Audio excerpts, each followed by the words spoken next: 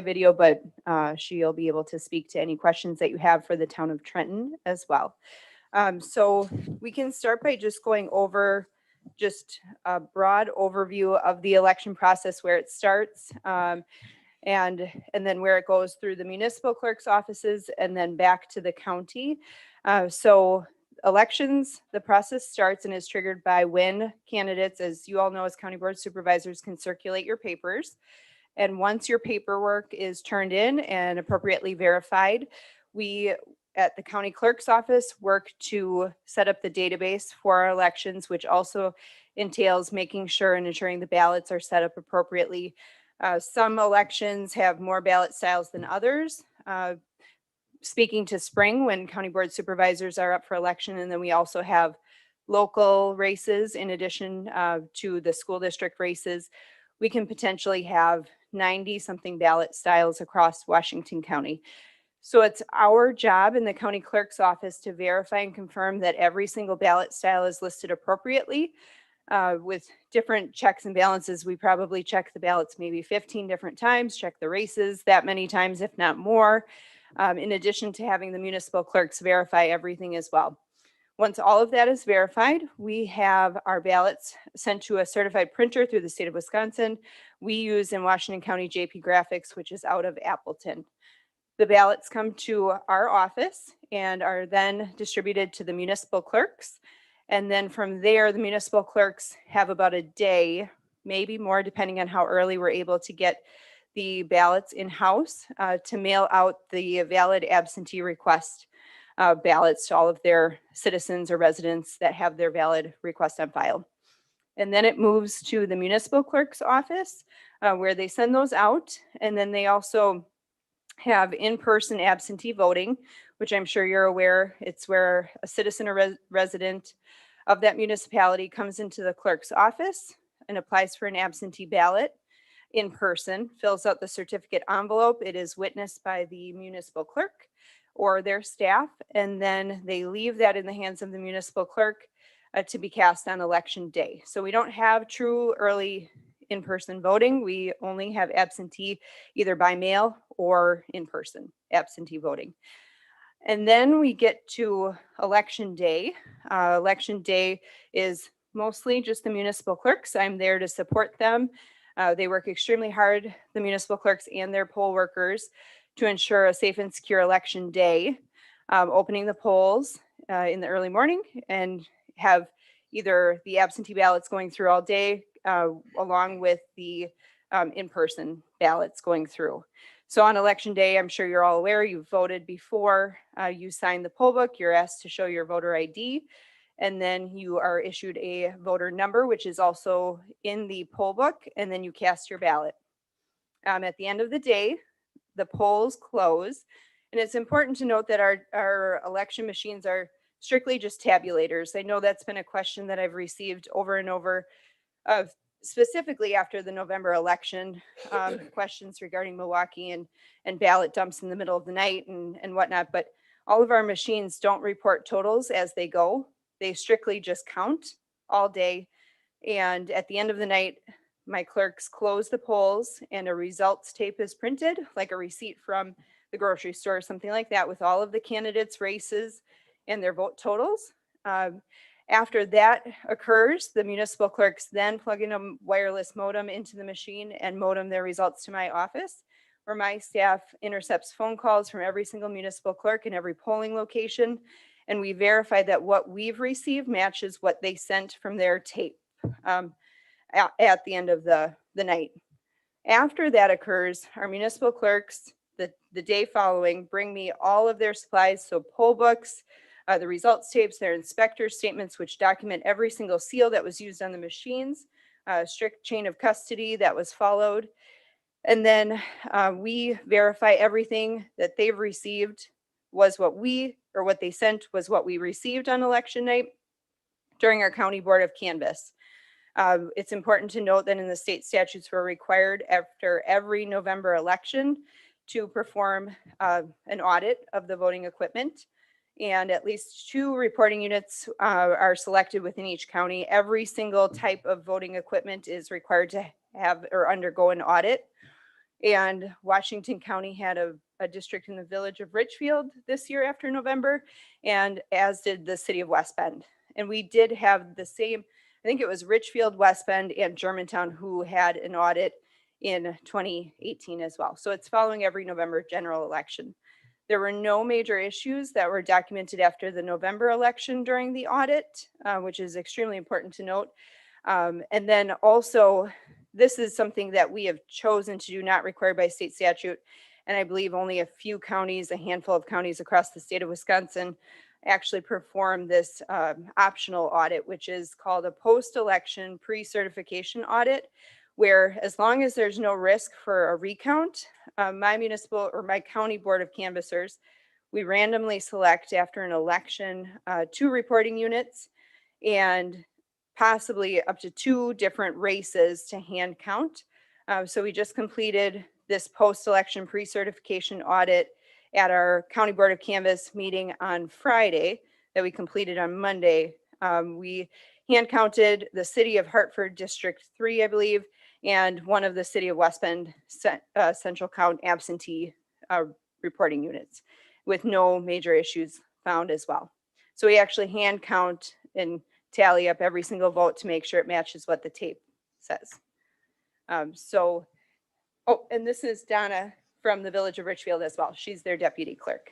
Thank you, Donna. Hi. So if you have any questions, we're happy to answer them. I can answer anything that's county level related, or Cindy, who is on Zoom, can, or Jim or Donna or Carol. So please feel free to let us know if you have any questions. I have one question. We've Sure. discussed this before too. Being from a law enforcement background, chain of custody is pretty important in any kind of cases we bring forward. I want to just read a little quote I took from, of all places, New York Times. For one thing, as election administrators have long agreed, the risk of fraud is vastly more prevalent for mail-in ballots. The reason is simple. Absentee voting replaces the oversight that exists at polling places with something akin to an honor system. Now, with the COVID, we had considerable more mail-in ballots than we've ever had before, not just in Washington County, but throughout the country. How do we manage and verify mail-in ballots better than what we're doing now? I mean, is there anything we can do?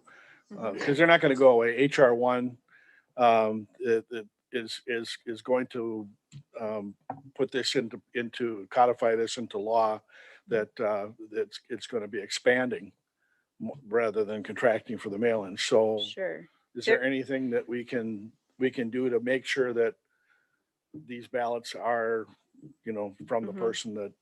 Sure, there's several options. I mean, you could do something similar to signature verification that other states have.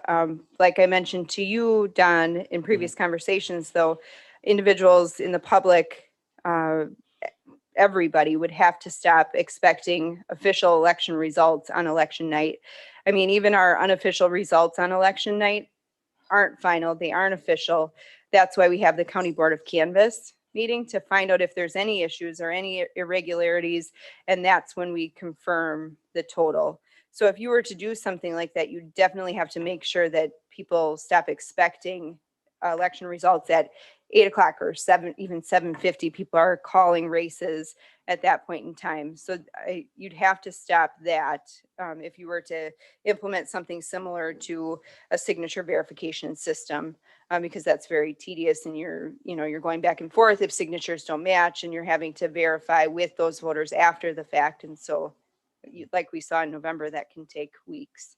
Right. I know that there's legislation that's circulating, well, as of this morning, that potentially would tighten up indefinitely confined, which could be a feasible option where you would have less indefinitely confined. We obviously, mid-March, when we had the safer at home order, obviously saw a high increase in individuals selecting indefinitely confined, which is a hard situation to have because currently in the statutes, it's extremely vague surrounding indefinitely confined and who can claim that. And when you have a safer at home order, and you have fear in individuals, about that, not knowing if they can get to the polls, technically, would they fall under indefinitely confined? Maybe in their minds.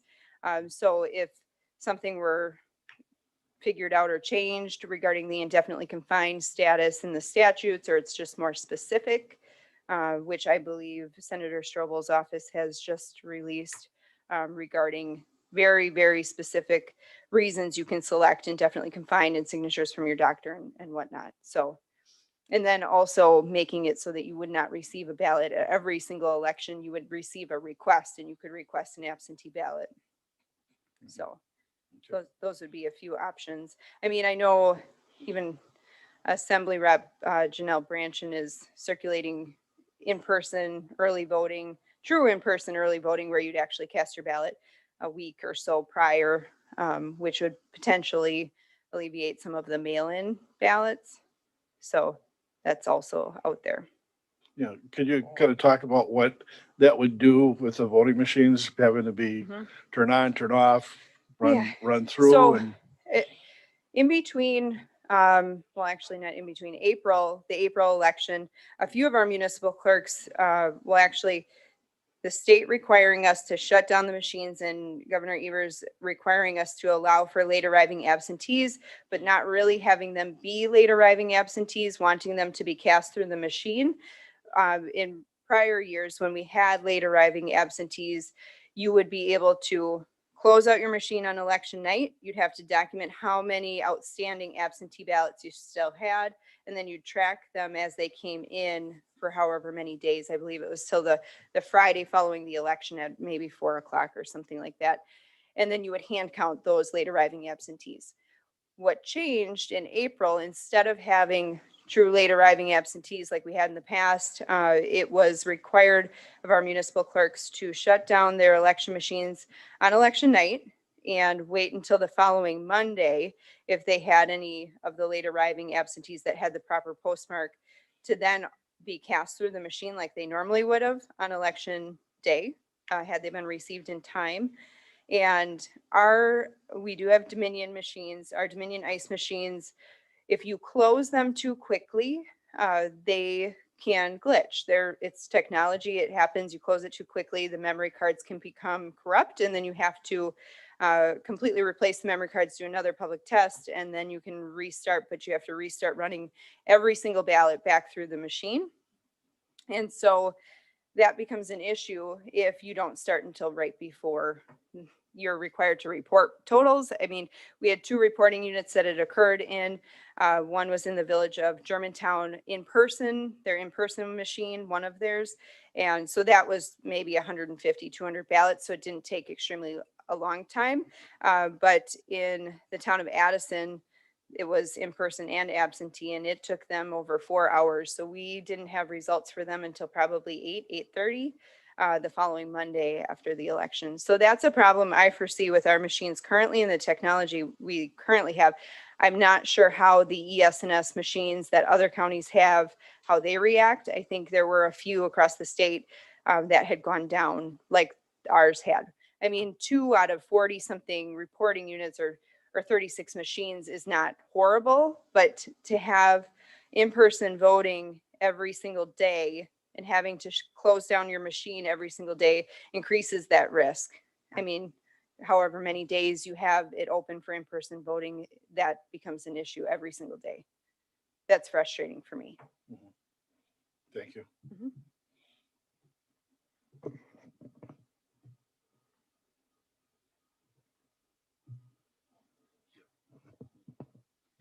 Supervisor Mary, Supervisor Schley first. He's up.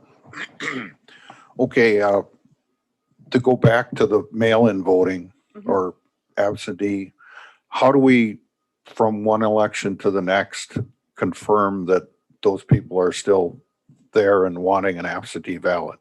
Is there a mechanism? Do you mean the indefinitely confined or regular absentee request? Well, let's do both. Okay, so when you select an absentee ballot, so I don't typically vote absentee, but I did for the April election only because I wanted to know the online request process, because we had a huge influx of individuals asking how it worked. You can select different options, even online, to have just that specific election mailed to you, or you can select the entire year. So if you select the entire calendar year, then you fall off from your absentee request, thankfully, by the end of that year, which was good because we had quite a few individuals who accidentally clicked the calendar year and all of a sudden received a ballot for August and November and had no idea why they were receiving these ballots because they had not remembered during the pandemic and the Safer at Home that they clicked that when they were requesting their April ballot. So that becomes an issue, but thankfully falls off at the end of the year. Indefinitely confined as of it right now and how it stands, those individuals stay on the list forever. So Don't we send a postcard or something to confirm that they're still there? you're talking about the movers list or the, like Well- the, after every general election, if you don't vote, where you're supposed to be taken off of the list? Yeah, Yeah, so that is required by state statute, but I've discussed this with Doesn't- Don in the past. The Elections Commission has tied up very much so on party lines regarding the movers list and removing individuals from the voter rolls because of how the data they receive from the DMV, which claims that individuals have moved, how that matches up with their data. So certain things maybe have changed on the DMV side that make it so they seem like they've moved, but they haven't really moved. Or if they get a postcard in the mail and they think it's junk mail, they don't respond, yeah. that becomes a problem as well. So that's where I think the state is at and why there's issues with actually removing individuals. So at this time, we have a supplemental list that is attached to everyone's poll books. I don't know how many of you actually have. It's actually in You want to talk into the, you can talk into the mic, sorry. there's actually a watermark now in the voter poll list that states have you moved. So if you, if the voter is there and they see that, their question is of course going to be, why does it say that?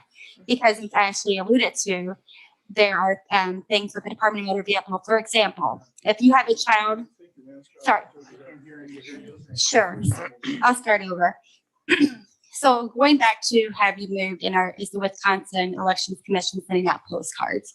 What they're doing is in your poll books, they have a watermark on there that says have you moved.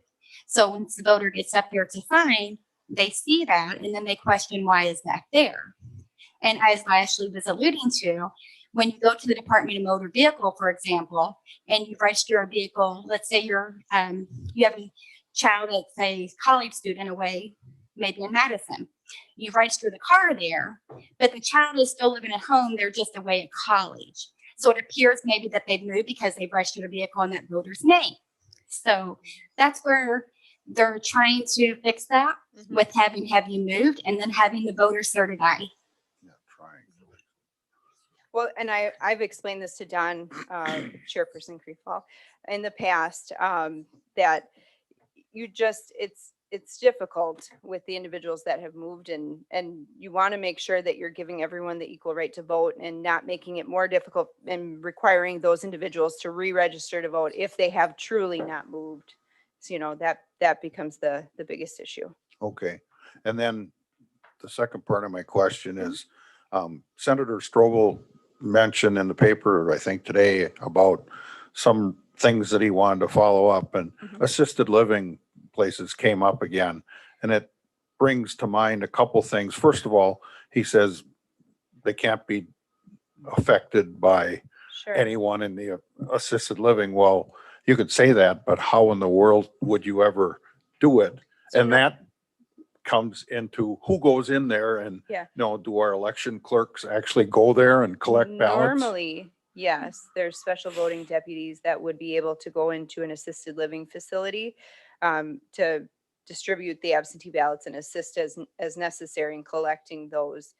With COVID, the Elections Commission had voted not to allow special voting deputies into nursing homes or assisted living facilities, which, I mean, goes along with every other practice that the nursing homes and assisted living facilities have had since COVID and the Safer at Home order, not allowing even family or others to enter.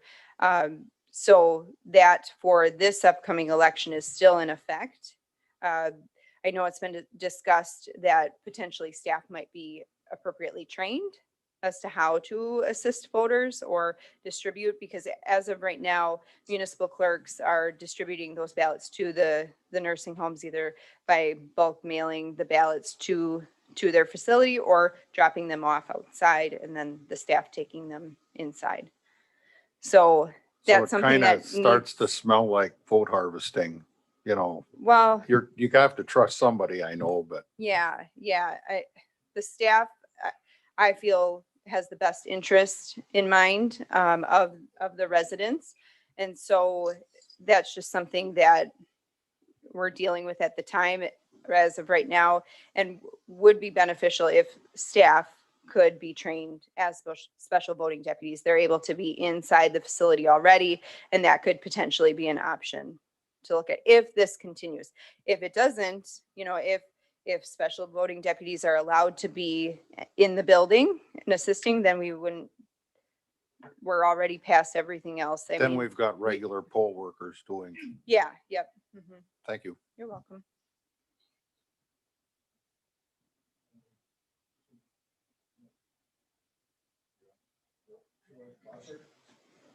I'm up next. Okay, I thought somebody was ahead of me yet. So I had forwarded you something I received from a constituent that had some of the stuff Florida was looking at doing.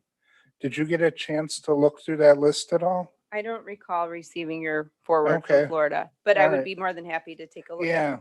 so one of the things they're looking at is prohibiting, and I think Dewey Strobel is also looking at this, prohibiting counties from receiving any grants Oh. from third parties Yes, related I to. did see that. Yes. That was an issue in Wisconsin. There was I don't know if it was a nonprofit funded through Facebook or something of that nature, that individuals, it was a security sub-grant from a private entity that counties and maybe municipalities in Wisconsin took advantage of.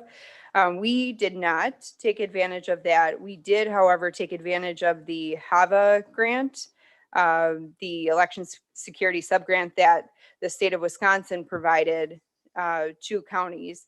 And they divvied it up, and there were specific requirements that the county had to meet, which we were in the process of updating specific security measures, like moving our website to a .gov, specific firewall requirements. I believe Dave Barber, our IT director, assisted with that. But we were able to utilize a little over $66,000 to upgrade specific security measures that helped not only the county, but also our election security here, specifically because we have the computer and private network that programs all the memory cards for the election.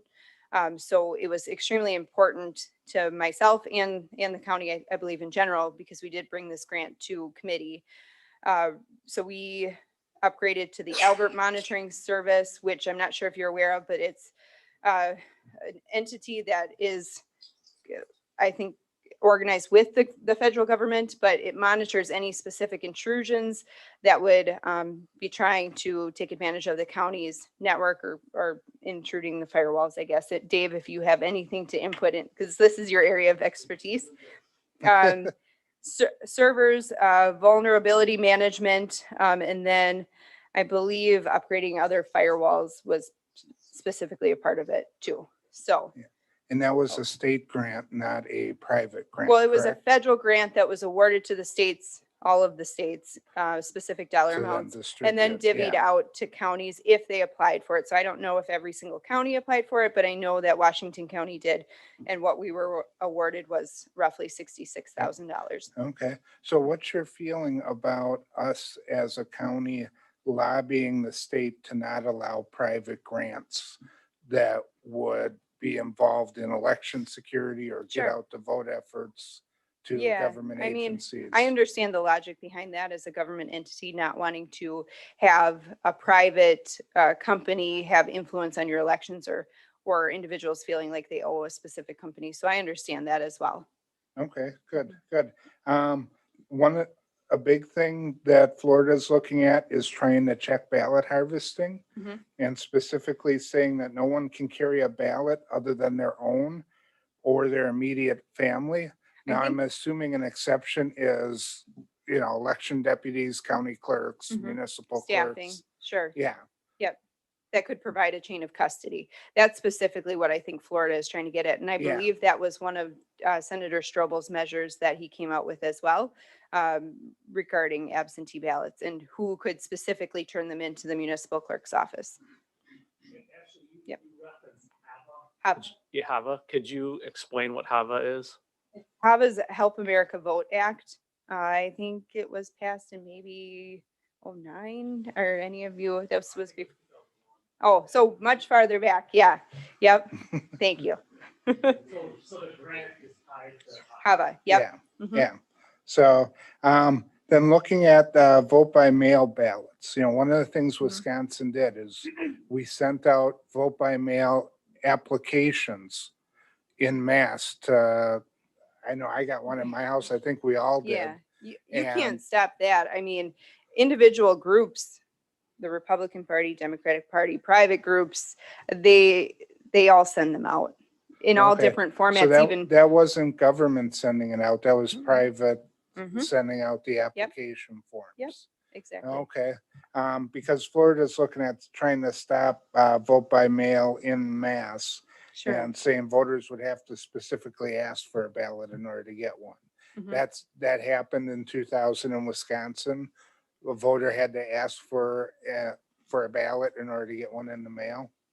To Is it- request, well, you have to, yes, you have to Yeah. fill out a request. I mean, Okay. even if someone sends you a blank request, you still have to send it in to your municipal clerk to actually obtain a ballot. You don't just receive a ballot without Okay. requesting it. And I heard you say that right now you can only request for the duration of the year. Mhm. That's one of the things Florida's looking at is each year a voter needs to Sure. renew their request. Yeah, the only Yeah. way that you would be able to obtain ballots for outside of that calendar year would be if you were indefinitely confined, and that is looking at being changed. Yeah. And Florida's also looking at the signature match.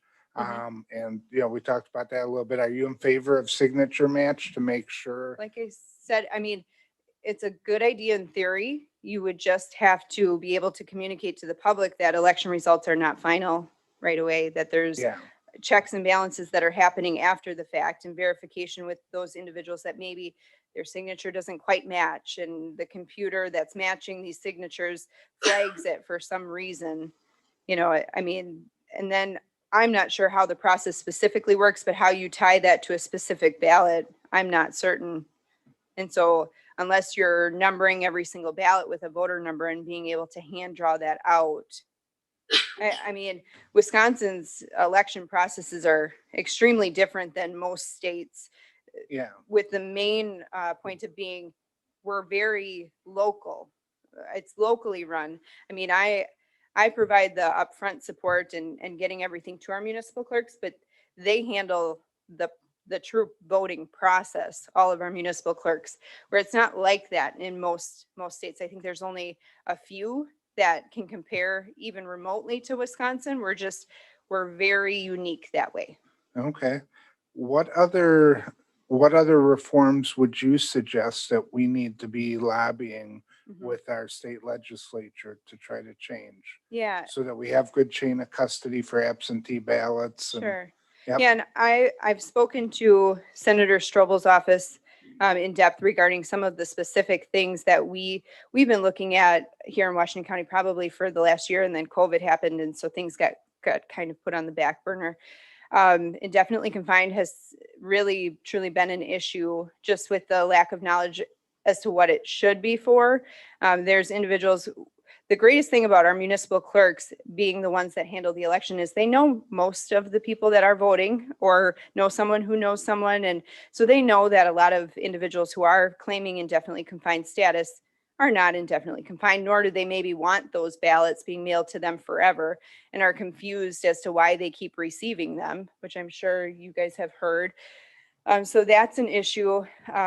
Doing something with indefinitely confined. I know that some of our clerks have asked if they, if the state could just maybe purge the 2020 list and everyone has to re-request to be indefinitely confined, and maybe more education surrounding what that means, or to Senator Strobel's point, having a doctor's note. I mean, it's a very fine line with HIPAA and everything regarding your medical history and background. And so it's an area that you'd want to be very cautious with, but that is something that could potentially change with, if you were to do something with in-person absentee voting or early processing. I know I have several municipal clerks that like the idea of in-person early voting the week or so, 10 days prior.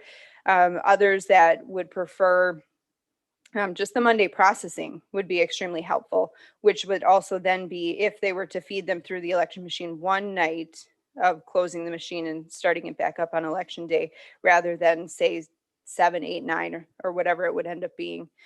So those are other options that potentially would be able to limit mail-in absentee voting, or you potentially change absentee voting to what it was back years ago, where it was strictly just you were overseas or military or indefinitely confined. Those are all options as well. Would you support eliminating absentee voting except for overseas or military? I think there are benefits to absentee voting. I think we live in a very different place now. People are all over the place, maybe aren't here on election day. I think it's very important that, we're running an election and we are working our hardest to make sure that everything is effective, efficient, and secure, that we want as many people to vote as should legally be able to vote. So taking anything away that inhibits their ability to vote, I would not be in support of. I think there's options for security measures that could increase, the faith around the election system and processes. But I would not be in favor of anything that limits anyone's ability to actually vote. Okay. Do any of the municipal clerks who are here have other things they think we should be looking at lobbying for with our state legislatures? You can feel free to go up. I mean, Or Cindy has her hand raised on the, Yep. Mary, can you? Am I on? Yes, you are, Cindy. Okay, so I was actually just going to comment a little bit on the chain of custody. In my experience, if I send a ballot to somebody who it doesn't live there, the post office won't deliver it. I get them back. So that's one of the things just to be aware of. So it's like if I send it to Ashley and she doesn't live there anymore, the post office says the post office is really specific about they won't forward ballots. So if you're out of town, you need to request your ballot to go to where you are out of town. They won't forward it to Florida. You have to specifically ask that. So that's one thing. The other thing that I just want to make people aware is we're very specific about when we get a ballot back that looks like it's been tampered with. I had a ballot returned to me, I don't know which election, but it was opened and retaped, and I can't accept that. I have to reject it. But in all cases where I have to reject an absentee ballot, I will reach out to the voter. I have actually driven to people's houses and said, you didn't sign or your witness didn't sign and we need to fix this. And, but the one that was tampered with, technically, I called the voter. And of course, it all depends on whether I have phone numbers, but I called the voter and he said, yeah, that was me because I thought I made a mistake. So I opened it up. I thought that might be a problem. I'm like, I still have to reject it unless you want me to try to get you a new one. And it was probably like not enough time, or he wasn't home anymore or something like that. And he's like, then you just have to reject it. So, we're very, we know the rules and we know that we cannot accept that ballot. And it was a shame because technically he verified that he really did vote that ballot that was slit open and retaped, but I could not accept it. And I couldn't bend that rule. So those types of things, just be aware of. And in my experience, and I've been doing this for 15 years, I've never had somebody, claim that they didn't vote or that they, because people ask all the time and I'm always trying to educate them. They're like, well, how do I know that somebody won't vote with my name? Well, because of the way that we do it, we verify that we have a photo ID on file. We send it in, send the ballot then. And then when we get it back, if we would get another request by that person, it won't allow us to do that. The system won't allow us to send another ballot. The system won't allow us to receive a second ballot from a voter. So only one ballot per voter is allowed. The system is very specific on that. So those are just things to just, I guess, be aware of. The other, I would not be in favor of limiting absentee voting, because even though a lot of people are working from home and they can probably get to, right now, they can get to election day. Not, my husband could never get to election day because he was on a bus at 7 a.m. and he comes back at 8 p.m. So it's like he misses election day, but he's not out of town. So how do we verify that that really is the case? You know, unless people can take a vacation day just to vote, I think that there's a lot of circumstances where people, you know, legitimately, you know, absentee voting is really their only option.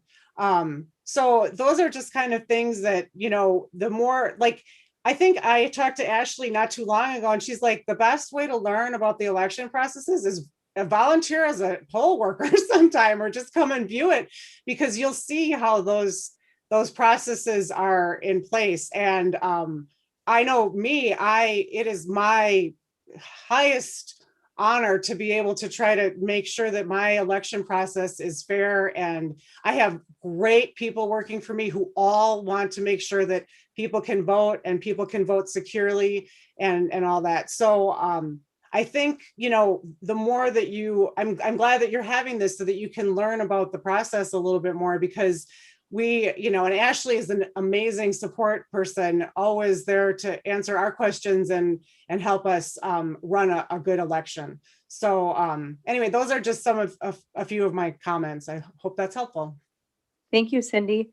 It's also important to note, she mentioned how I had a conversation with her talking about how the best way to learn about the process, or if you have doubts on the election process or the security surrounding the election process, is to work as a poll worker. That is extremely beneficial. I worked following the Dane County election and the presidential request for a recount in Dane and Milwaukee. I volunteered to work at either one, ended up working in Dane County for 2 days as just kind of someone to answer questions for the observers, whether it be Biden or Trump observers, or the attorneys for the Trump campaign. And I spoke the majority of the time just about what the process was, why there were creases in ballots, why the address for a witness would have been the same on many certificate envelopes, which happens to be they were in person, or why there's a barcode on an envelope. It just was extremely beneficial to be able to give that education to individuals who are willing to learn about it or had questions or doubts in the past. And I remember a group, as I was leaving on my second day, they were on the second floor of the Monona Terrace watching the live stream because there were too many people present, so they couldn't be in the room. And they were, you know, asking, you know, what is this? What are the individuals down there doing? What's this section? Or, you know, what's that process? And they asked me at the end, do you have any advice for us, you know, moving forward? And I said, work as a poll worker. I mean, first off, it is paid. It's not just a free volunteer position. You get paid. And you learn about the election process, which is great, because then you can put aside any doubts that you may have or ask the questions that you're still concerned with. And our municipal clerks are great resources, including the election inspectors and poll workers. And it's important to note that they all just want to do a good job. Not a single person wants to be on the news for not doing what they're supposed to be doing. They want to be known as doing a great job. And that's, you know, even individuals that I worked with in Dane County, municipal clerks from across Dane County, just wanted to make sure that they were doing a good job. So it's extremely important to note. Okay, I got one more thing, if that's okay. I'll be quick. Chris, do you mind if Donna just has a quick point? Yeah, to make? yeah, You go want a ahead. quick? Okay, Yep. sorry, thank you. I'll be quick. Took off the mask. Sorry about earlier. So I'd like to introduce myself. My name is Donna Cox, and I am the deputy clerk for the village of Richfield. I administer and facilitate elections. So going to your point about taking absentee voting away, you would affect someone like me. Why is that? Because I'm at the polling place that I'm running, and I do not live in my community. I am an absentee voter. every single time. I've been a deputy clerk for the village of Richfield for almost 4 years, and that is how I vote in every election. So that would be taken away from your clerks that don't live in their municipality. So I just wanted to bring that point up. Yep. All right, thank So you. if you're looking at anything with absentee voting, it's, maybe look at security measures that you feel may be added safety precautions. But I mean, our last election, our February election, which I knew it would be a lower turnout, 8.19% across Washington County. That's horrible. I mean, all the work that goes into running an election and to have 8.19% of voters turn out and majority of them not even know what they're voting for, that's a problem. So again, it goes back to education. If we're going to have elections, as many people as legally are able to should be able to vote and should want to participate in that process. Okay, so I just want to close up with a quick statement. The Wisconsin Elections Commission has been under fire a little bit, and there may be a need to reform that agency, and I would support reforming it. 2 candidates were left off the ballot over ticky-tack items. In one case, the candidate moved during the process of the signature petitioning. In the other case, the candidate was there with enough time to turn everything in and had difficulty getting into the building, which resulted in them being, I think, 17 seconds late. You're talking November 2020 election. Yep, yeah.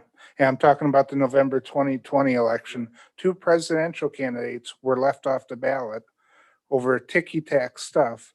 I think that's an agency we need to look at reforming to make sure that we're truly pursuing fair elections.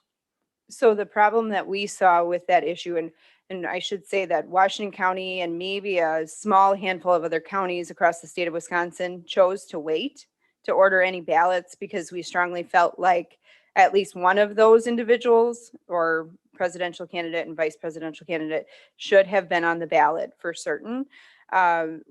We waited until, I'm sorry, guys, 3 days before, and I had to go pick up ballots myself in a county vehicle because we waited so long. Thankfully, our printer was able to accommodate us in that short time frame, although probably not very thrilled with me.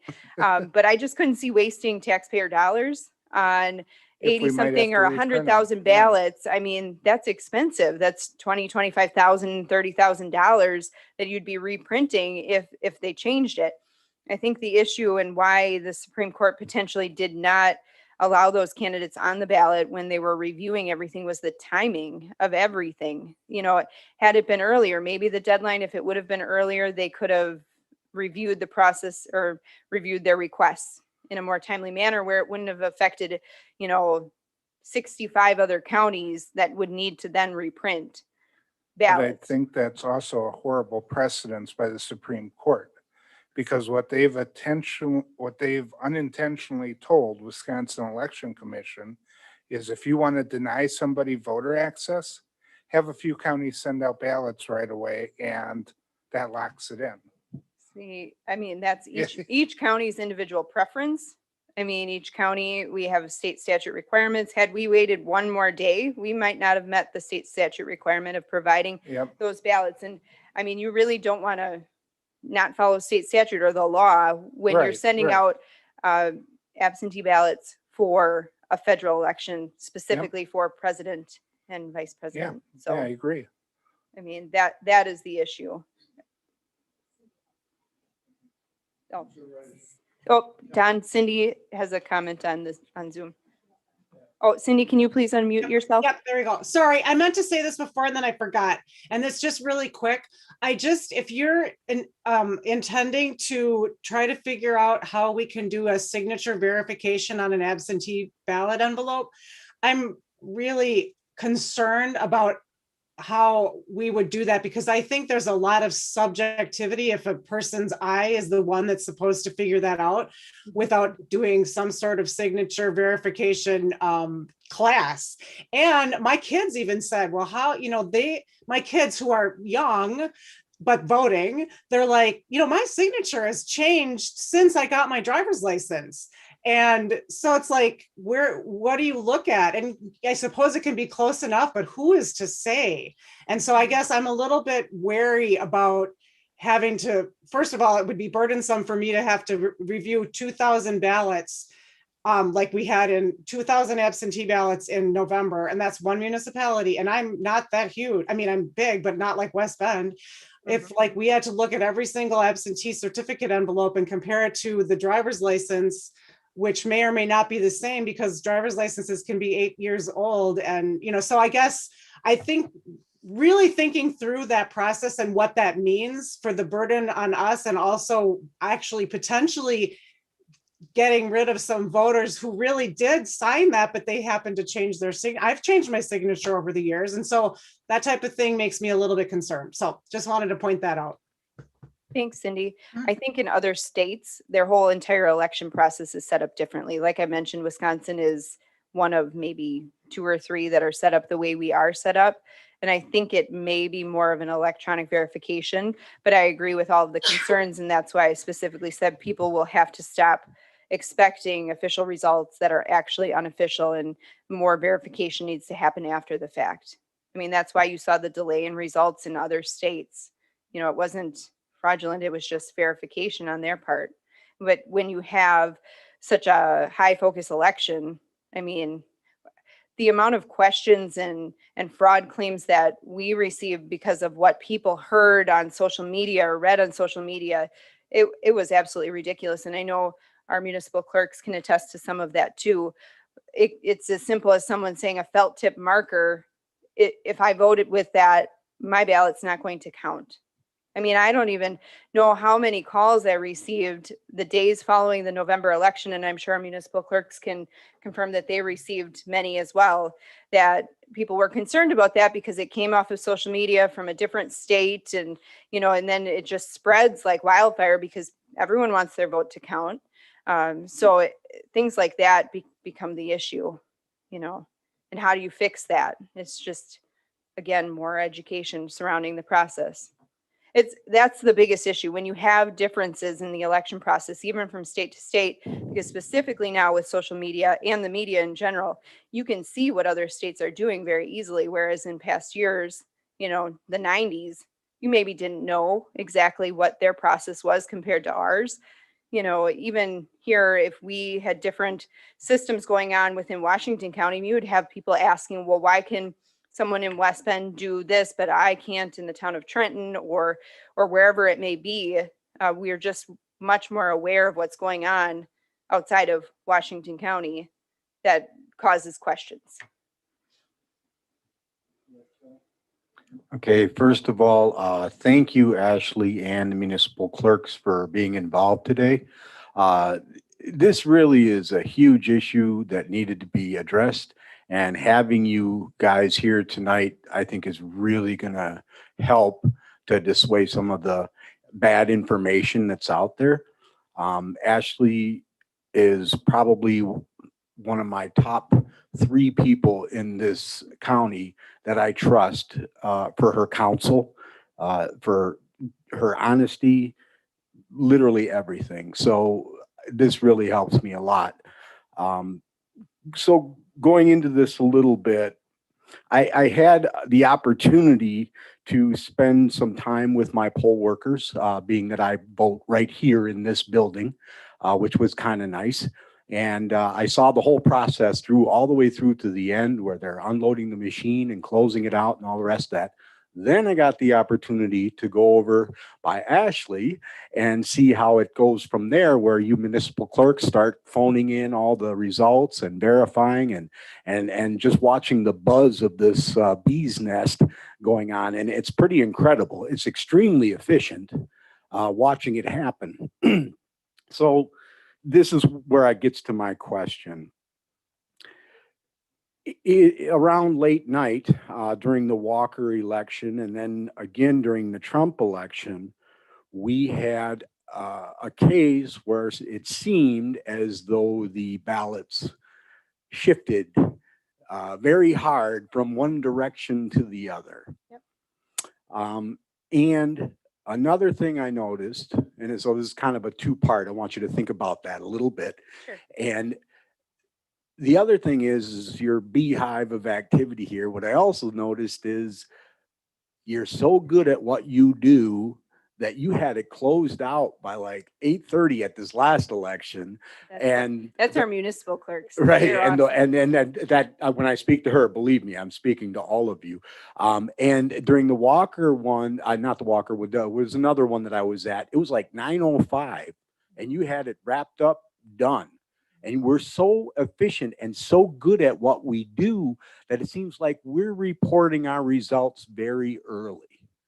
So there's other counties that do report their results pretty Exactly. early. Yep.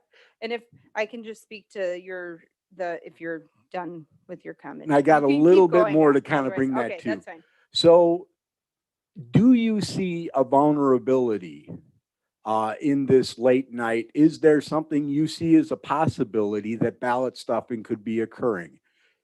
Is there anything that would give you pause where the WOW counties are disclosing their numbers very early as opposed to Dane County and Milwaukee County? So thus giving them the information they need to overcome our possible lead on a certain candidate. And that's my That's it? question. Okay. So no, I do not. After the November election, no one saw this, but I was here until almost 5 a.m, waiting for some of our results here in Washington County because things can happen and things can take longer, especially when you have an unprecedented amount of absentee ballots. So waiting for a reporting unit or central count absentee ballots to come in. I was able to watch the live stream from the city of Milwaukee and their results going in. They were actually done before we were done. So most people don't see that because you're not up at 3:30 in the morning watching results come in. And as like I mentioned before, our machines are tabulators. They're not reporting results all night long once the polls close. You know, even as ballots are being fed through, they're not. They're just counting. They're strictly just counting the ballots as they go through. And then at the end, they're added all together and they're reported.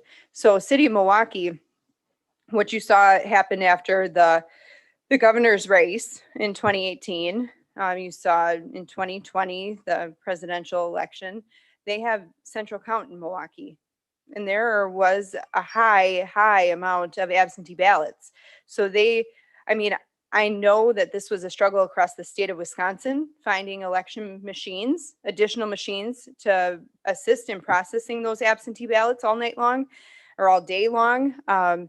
That was an issue. Our vendors couldn't provide us. They didn't have enough made. The companies couldn't make more in such a short time period.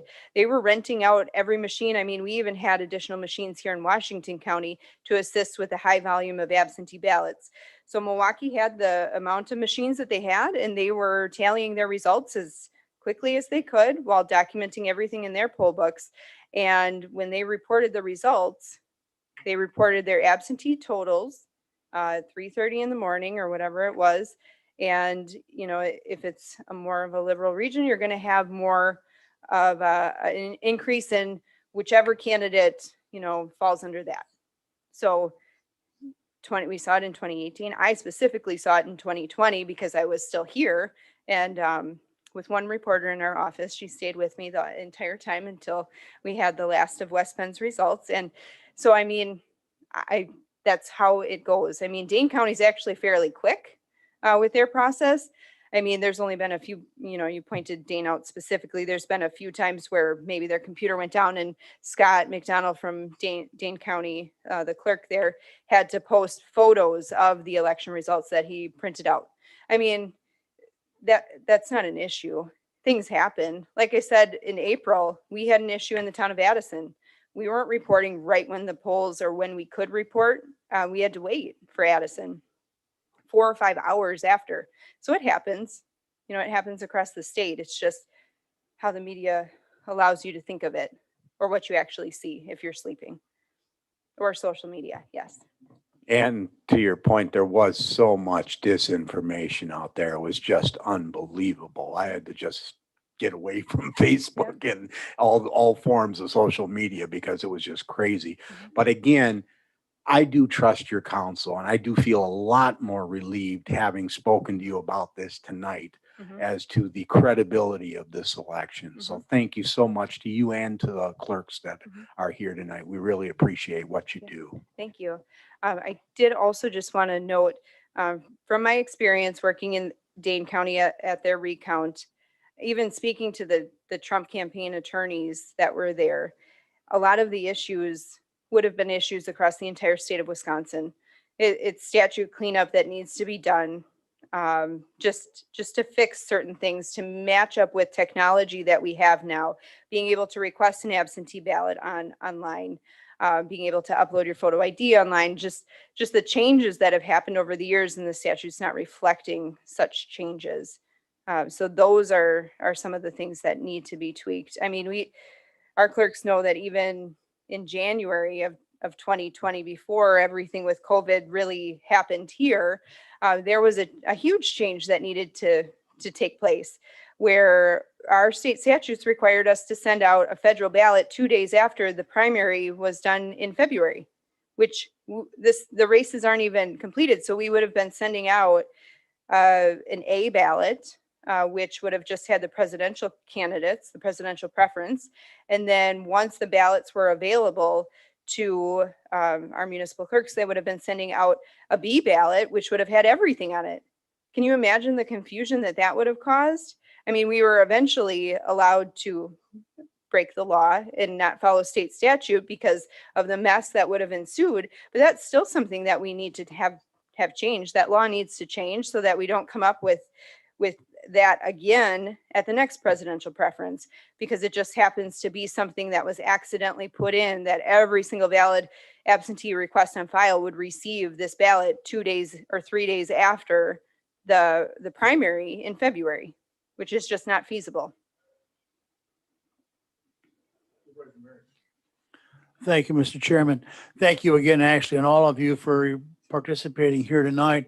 And I would encourage all of you, if you have not, work the polls. I can't remember if it's years or a number of elections. I first worked the polls as a poll worker in Germantown. And it was an interesting day when a young person comes in, it was the first time voting. We made a big deal of the thing. I mean, there was applause around the house. Since then, we've been working central count. And last November was an ordeal. You started at 6 o'clock in the morning, at 10:30 at night, we were still there. And then last April, when I was on the ballot in Germantown, I was not allowed to work the polls there. So they sent us over to Erin and worked the central count there. But I would encourage any or all of you, if you have not worked the polls, do so. They're always looking for volunteers. It's not strenuous work. It's not high IQ work, but it's diligent work. It takes hours and hours and hours. And it's a matter of opening the envelopes. You read the address. You got 2 people recording. You put a number on the envelope. You put a number on the ballot itself. And you can do about 125 of those an hour. And if you got 13,000 ballots to go through, that's a long time. Makes for a long day. But if you haven't done the polls, do it. It's worth the experience. Thank you, Ashley. I do have to say too, we were given the opportunity. I myself, our municipal clerks, the general public, even volunteering, we really had an outpouring of support for the April election and even August, of individuals who wanted to work as poll workers, including county staff that also worked as poll workers at some of our municipal offices and polling locations. And that was one of the most beneficial things. We have county staff that still to this day worked August, November, not required. We didn't ask. They worked the polls on their own because they wanted to be a part of the process. Had they not worked in April, when we were asking staff to volunteer to help us, they might not have, but they've enjoyed the process. They've enjoyed learning about the practices and security measures that occur with the elections.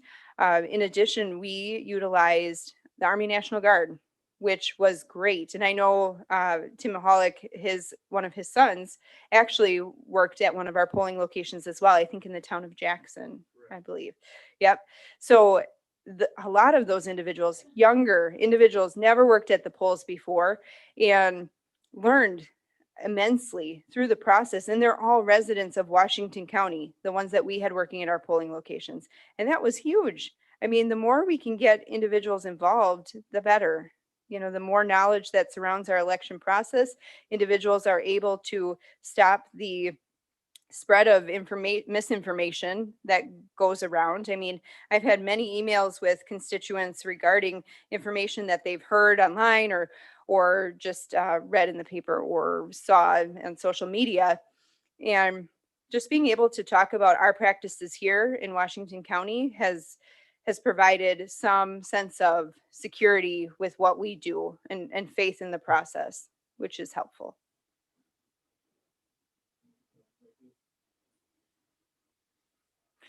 Thank you, Mr. Chairman. Yeah, okay. We're the same shade now. So I really appreciate, Mr. Chairman, having the opportunity for this discussion in this county. And I know some of you have been in certain public settings with me when we've heard frustration from constituents about the whole process, especially in this last election. And the frustration is real. The anger is real. People truly are mad as hell and they're not going to take it anymore. And I don't blame them. But there's some context that's really important. And Ashley and the clerks, I just want to thank you for the work that you do in helping everybody here understand a little bit better. I know there's people in this room who've worked at elections, both as poll workers, but also behind the scenes as clerks, myself included. I've been extremely passionate about this for 15 years. I ran elections myself in this state. And there definitely are problems in the system, but our system's run by human beings, not entirely machines.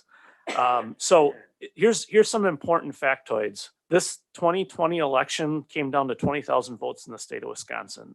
That's a sliver. It is so close. It's impressive. But that's not the closest vote we've had in the last 20 years. Actually, it's not even close. 2018 also came down to 20,000 votes. And I didn't see this kind of panic or conspiracy theories or crazy talk on social media. Like, anger has gotten out of control and has turned into something dangerous. Back up to 2016, it was within 23,000 votes. Back up to 2004, it was within 11,000 votes. Back up to 2000, it was within 5,000 votes. This is not a new issue. This is not a new problem. And by the way, what got us, the reason I asked Ashley to clarify about HAVA, what got us the Help America Vote Act? 5,000 votes in 2000. George Bush v. Gore. That race got us to where we're at today because of all the discrepancies in Florida. Who runs the best election process in the United States? Arguably, the state of Florida, because they saw this firsthand in the worst and ugliest way possible. So this is not a new issue. And the concern has been real for 20 years, folks. It's not as if people, especially clerks, county clerks in particular, but municipal clerks at all levels, haven't been waving this flag for a long time. They have. And there's been lots of reforms that have happened in real time. Now, I don't know how many of our clerks here today have been here since 2000 through 2020, or have even been around since 2004. But I can tell you, I've worked polls in Wisconsin since 2006. The speed and scope of change in elections in Wisconsin since 2006 has been significant and steep.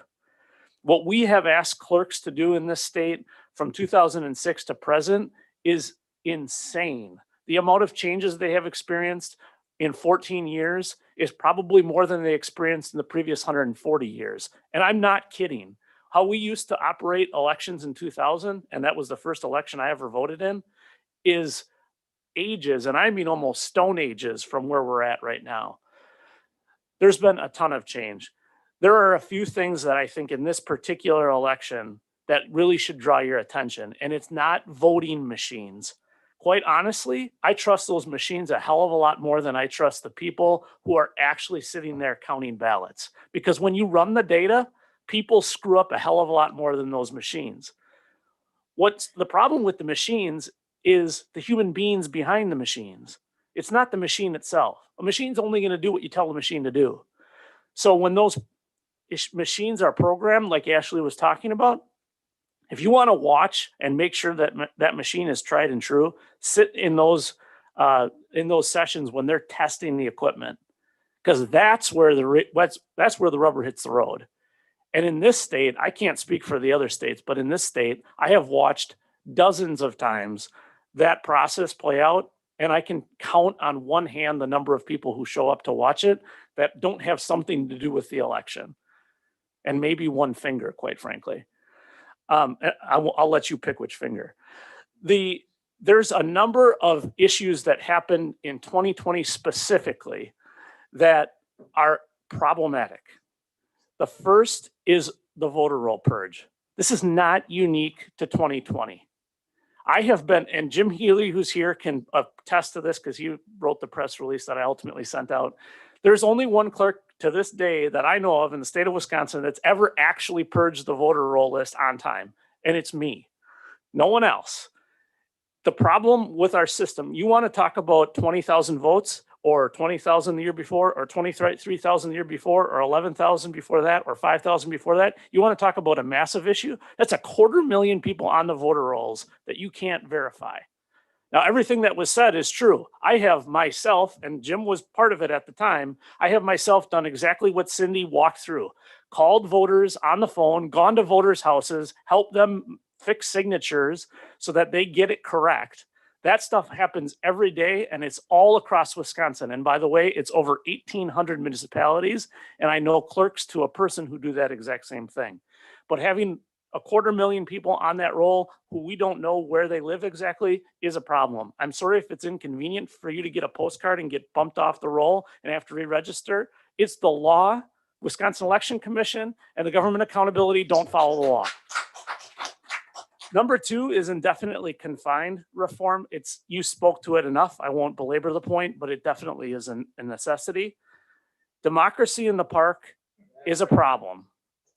But hell yes, it happened. But here's the problem. And this goes to the Green Party issue as well, which was brought up, which I also won't belabor. The election was not rigged. It was not stolen, at least not in Wisconsin. I can't speak for other states. Machines aren't flipping votes. You got outplayed. Republicans got outplayed. In all of these areas, you got outplayed. Whether it was in courtrooms or whether it was in processes, democracy in the park, you got outplayed. Are they living on the edges of the law, playing fast and loose with how laws are written? You're damn right they are. But it worked. It wasn't because it got stolen somehow. It's about who the candidates are and how at the end of the day the game's played. You got outplayed. Those four things to me are the biggest things in 2020 that affected the election in the state of Wisconsin. That and the people now, and I've said this to many groups, and I'll say it to anybody, including the former president, if they were standing here, you want to know why he lost?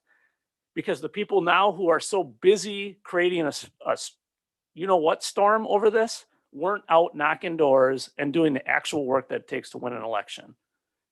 I know because when I've had hundreds of people in a room who are madder than hell and aren't going to take it anymore, I ask them, how many of you made phone calls or knocked doors or donated? And less than half of the room raises their hand.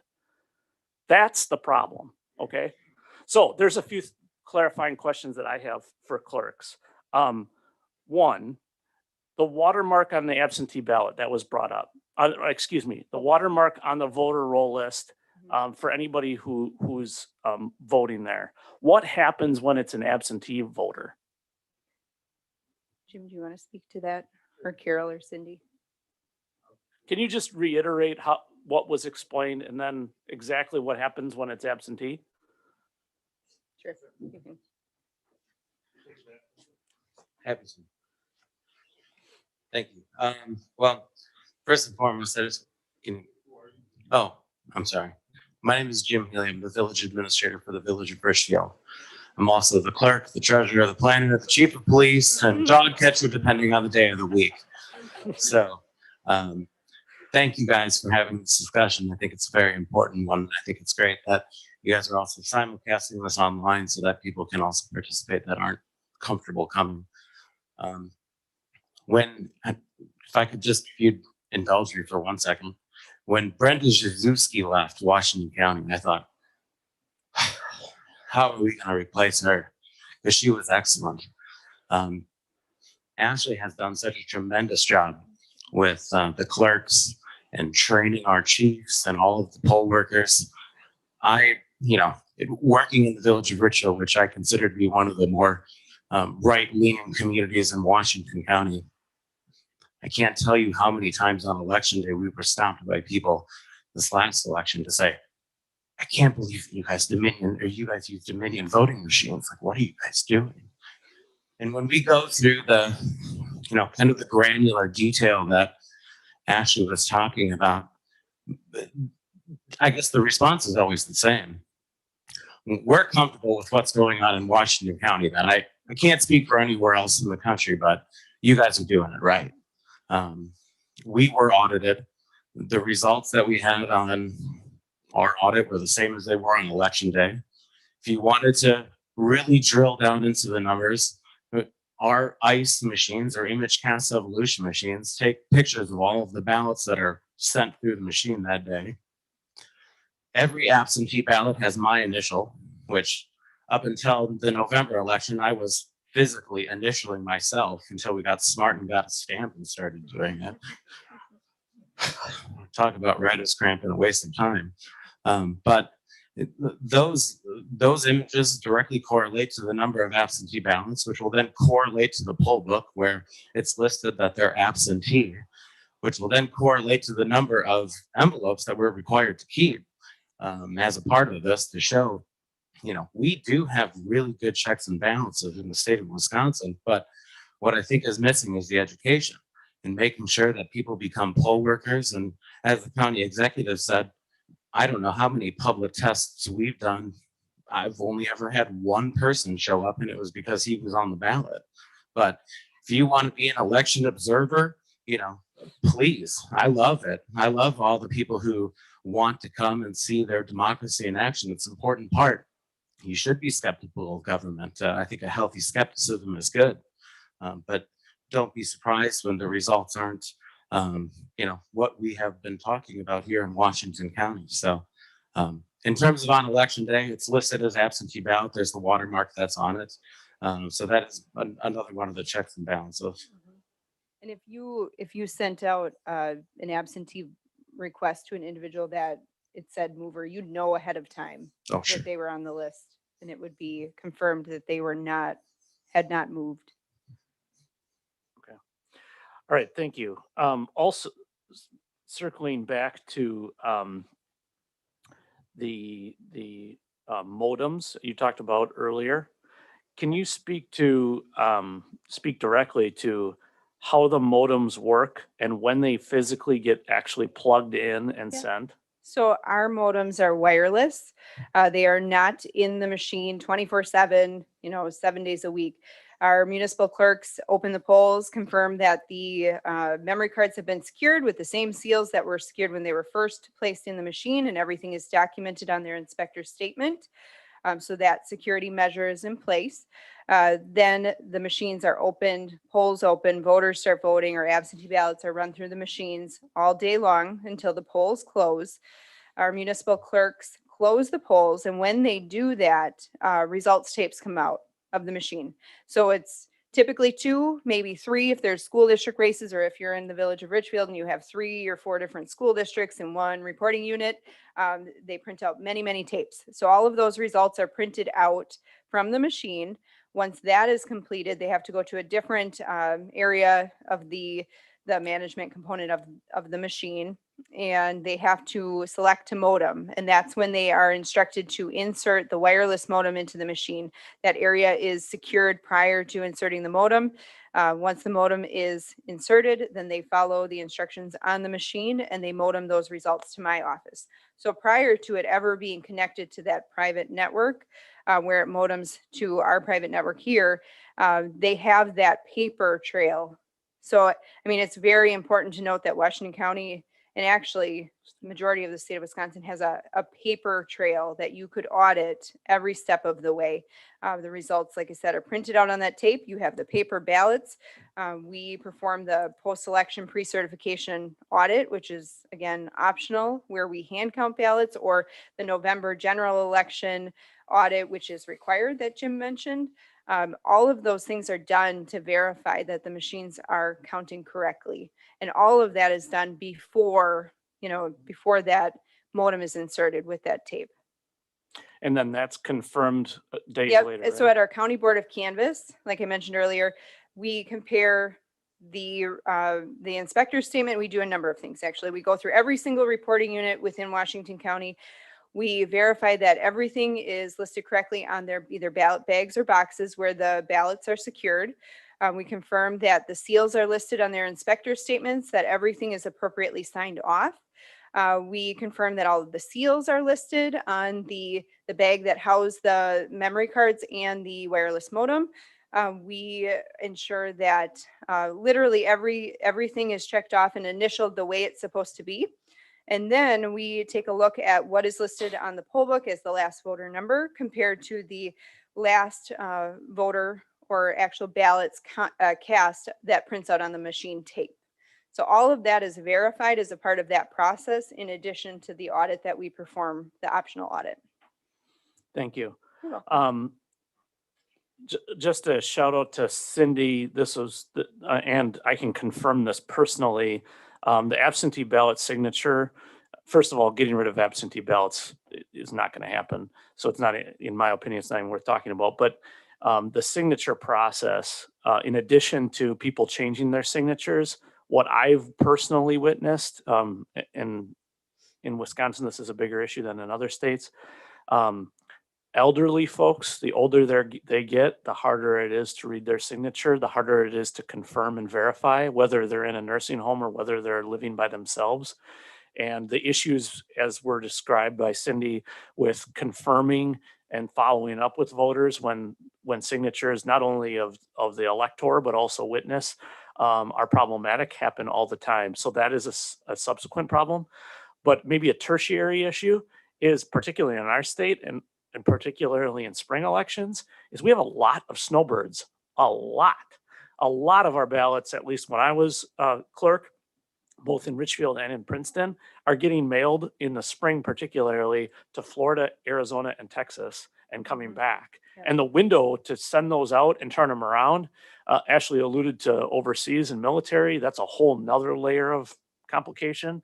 But just doing that, particularly in the spring, but even in November, there are a lot of voters. You want to talk about disenfranchising people, remove the absentee ballot process, there will be tens of thousands in the state of Wisconsin who are disenfranchised just by snowbirds alone. So getting to processing mail-in ballots, is there a position, Ashley, on your part, or maybe on any of the municipal clerk's part, on processing those ballots on Monday? Have you made known a formal position? Are you willing to take a stance on that?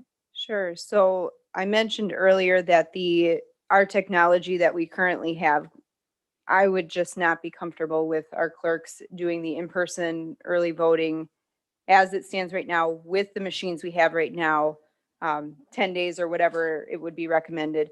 I'm in favor of the day before. Our clerks, with the amount of absentee ballots they have to process, which we don't see going down, people are more aware of the process. People are out of town or busy with work or busy with kids. So they're just going to keep taking advantage of that process, which, like I said before, is great. We're going to have an election. You want the highest turnout that you can legally have in the process. I don't care for the idea of municipal clerks across the state or across Washington County, at least, picking and choosing which process they offer. And I talked about this before. Consistency is key.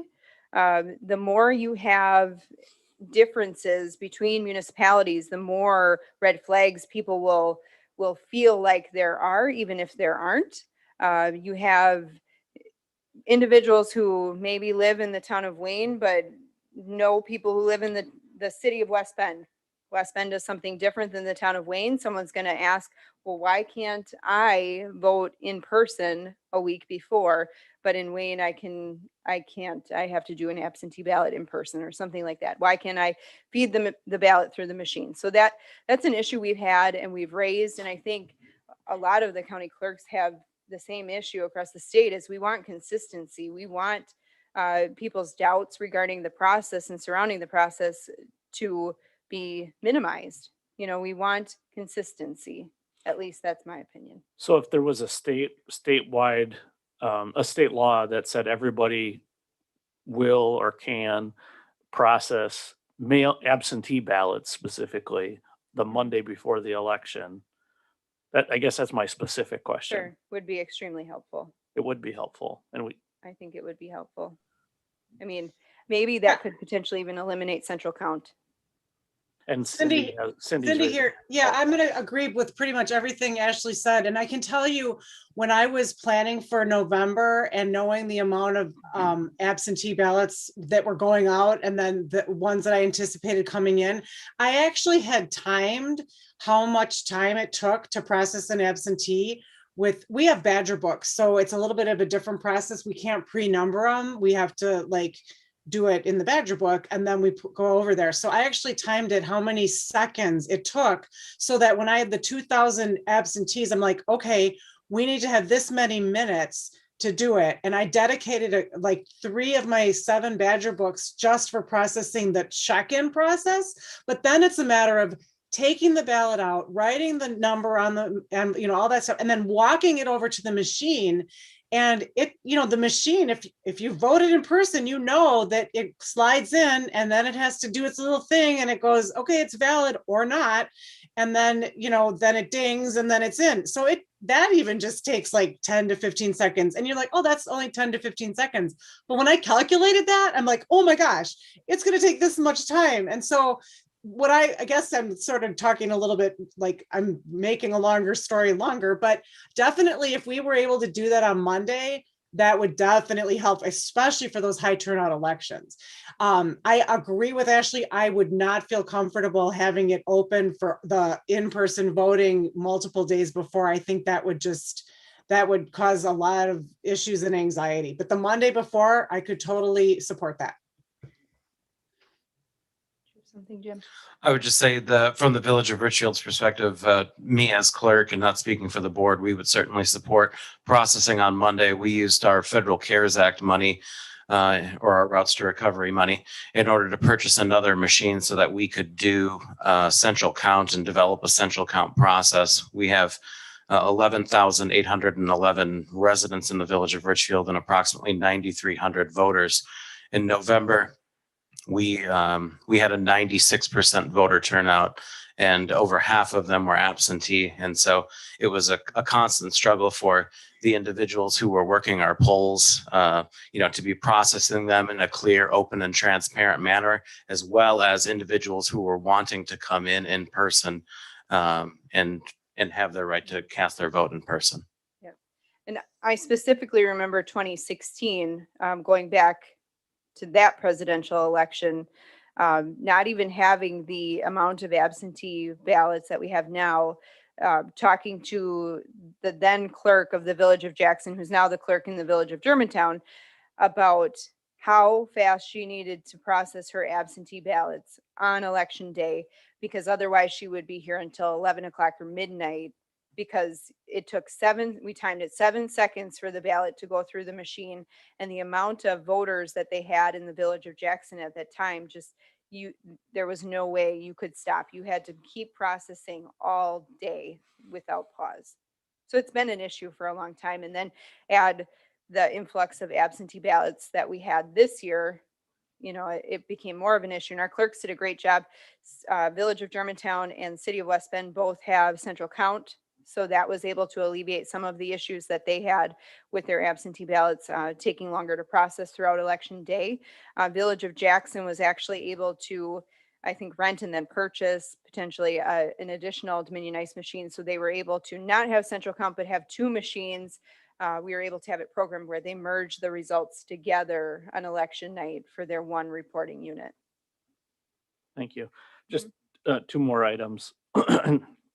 One, we talked a little bit about the hand count and the spot check that Washington County does, it sounds like periodically Yep. versus machines, and why I'm in favor of machines. But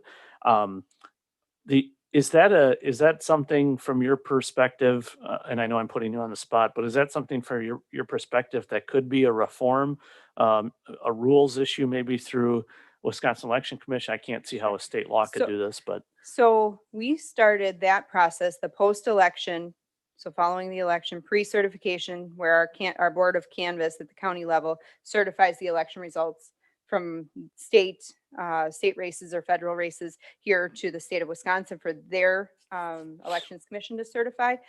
We started that after 2016, shortly after, because there was a group from Dane County, Madison area that was extremely anti-modeming. They wanted everything to be hand counted, which in 2016 is why we hand counted the presidential recount, as did majority of other counties in the state. And so we started that process willingly. We were one of a handful of counties that did it. I mean, I think Dane County agreed to do it, several other counties. There are some counties that were worrisome about touching the ballots before certification or before the filing deadline for a recount. But following the 2016 election and the tightening up of the requirements to file for a recount, we just monitor if there's a risk for a recount. We don't do the audit because we want to maintain the security and chain of custody of those ballots. But if there's not a risk for a recount, we do that audit. And yes, hand counting is difficult.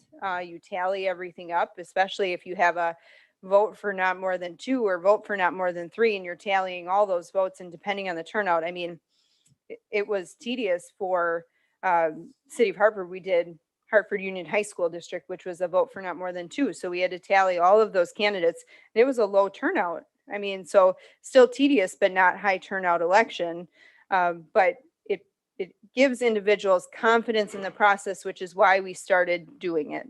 I think it's extremely beneficial, again, to provide that vote, that citizen confidence surrounding our processes. But, you know, it was the Elections Commission that brought it up following the groups or individuals' requests from Madison. That is why they started recommending that it could be an optional process at the county level. and just for the record, that 2016 election, you'll remember it was partially recounted or was recounted as well. That was the Green Party farther left even than the Democrat Party.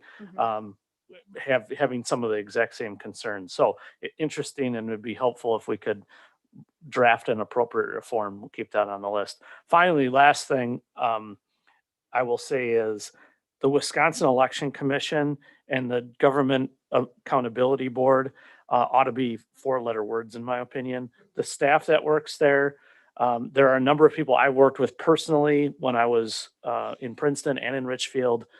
There are decent people that work there. The problem that they have, in my opinion, and this goes back to when Mr. Kennedy was there and even before, the problem they have is there's no one to hold accountable for anything.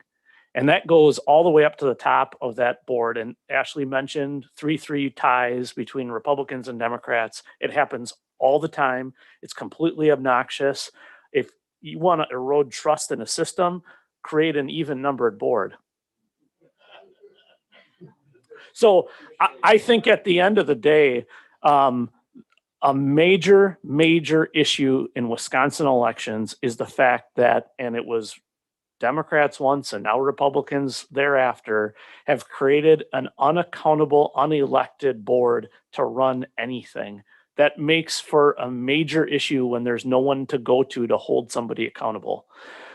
I think at the end of the day, we have it in 72 counties across the state of Wisconsin. If something goes wrong with election processes, this person is standing right here who you can hold accountable. And I know earlier there were comments about Milwaukee County and Dane County and their clerks doing nefarious things and blah, blah, blah. I will remind you, it wasn't terribly long ago that there was a clerk in Waukesha County who dumped a whole bunch of, quote unquote, dumped a whole bunch of ballot slate that tipped a state Supreme Court race, and people on the other side were really pissed off. Okay. And I know there's people probably watching right now, or maybe even sitting here right now, or who are going to say, yeah, but the person in Georgia, yes, the person in Georgia made decisions. By the way, our clerk just said there was things that even we did in Wisconsin that violated the law because of the circumstances of COVID. It was unavoidable. You can't hold anybody accountable right now for that. The person in Georgia, the Secretary of State, will be held accountable one way or another. Either the voters are going to put him back in and said, yep, you made the right decision, or they're going to throw his tail end out. Now we have no one to go to. Who are you going to hold accountable? Spindell? Whoever the guy from Hudson is, Dean Knudsen?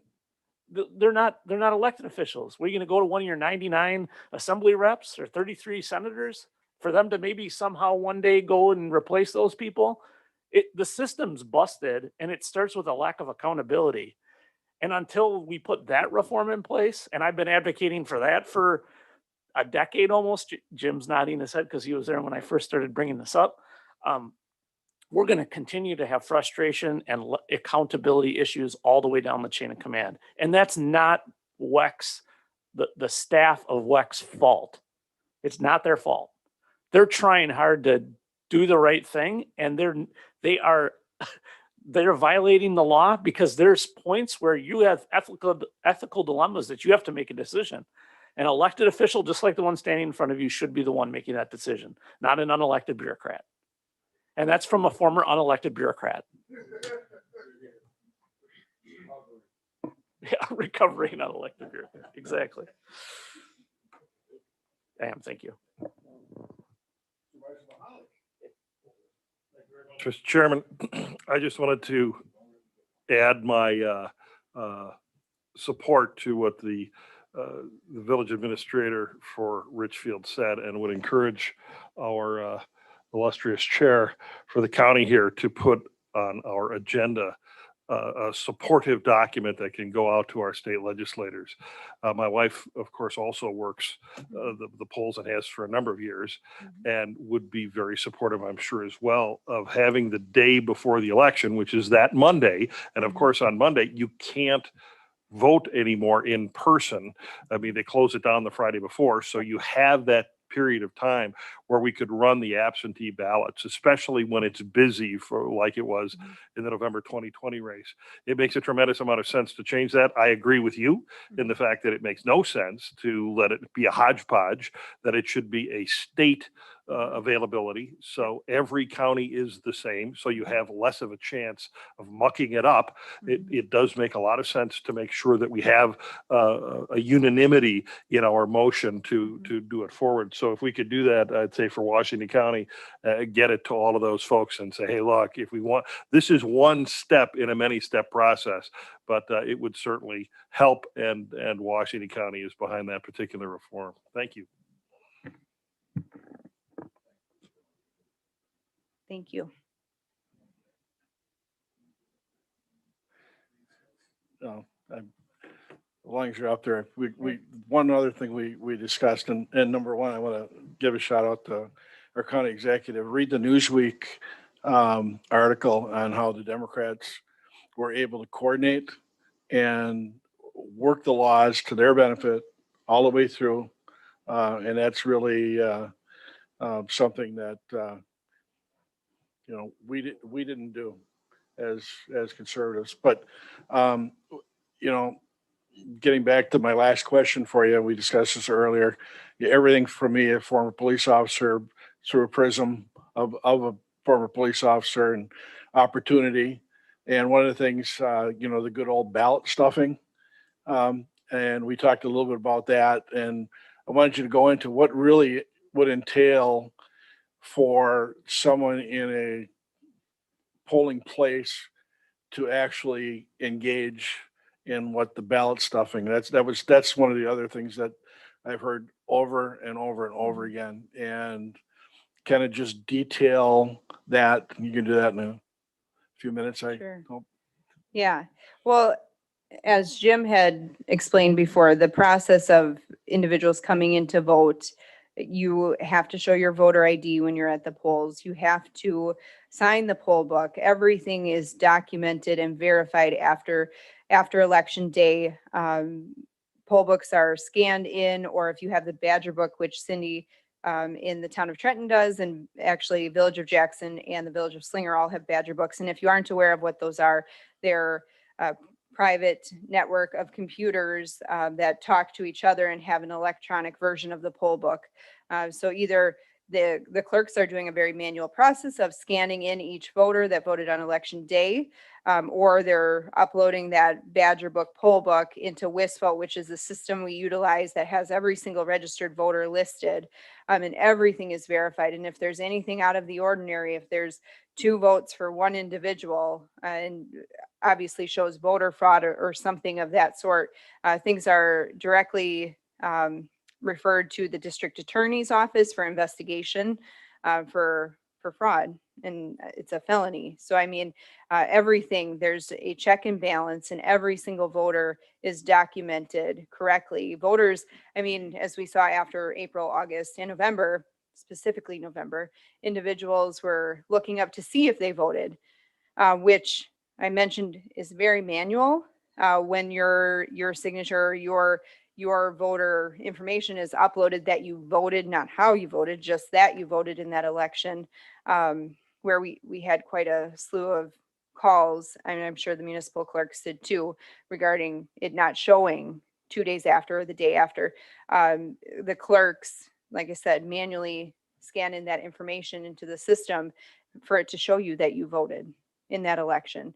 So everything is very, very documented. If an individual did not vote and saw that their name was in there, they'd be able to report that as fraud as well. Thank you. You're welcome. I also want to show my appreciation. Thanks, Ashley, for standing up for hour and a half now. No, it's fine. And for all the municipal clerks and what you do. I think this is a great opportunity for everybody who's either attending here in person. Actually, there's only 2 participants online, but this should get shared all over the place. This information will dispel a lot of the misinformation that's been out there.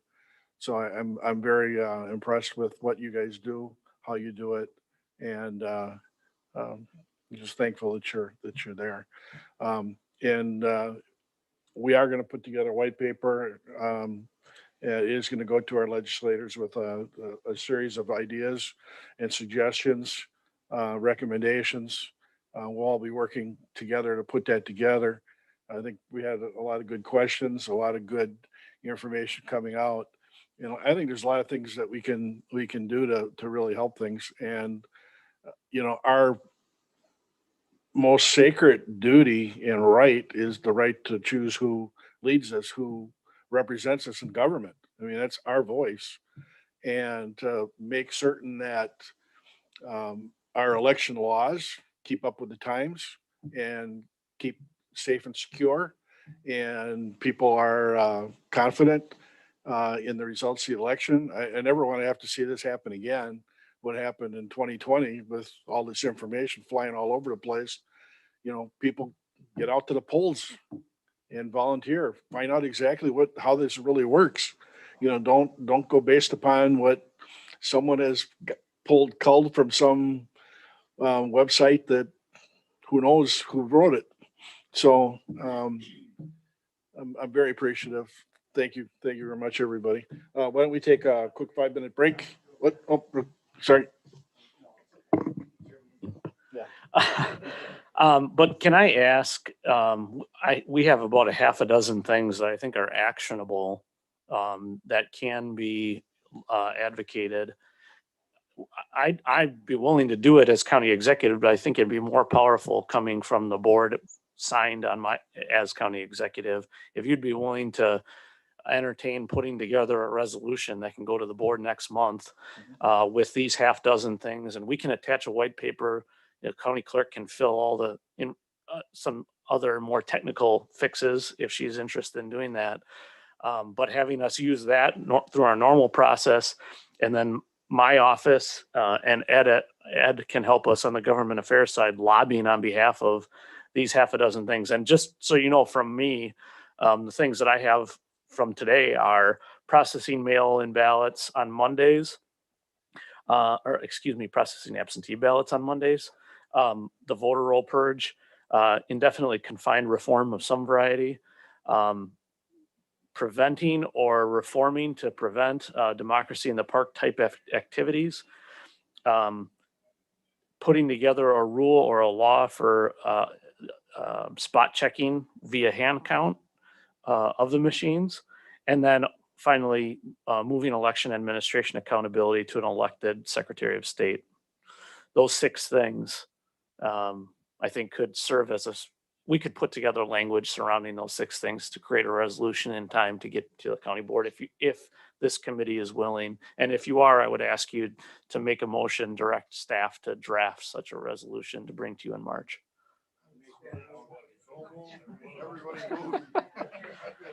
You don't have this as an action item, but dude, Mr. Chairman, this is not an action item this evening, but I think you can by general consensus direct.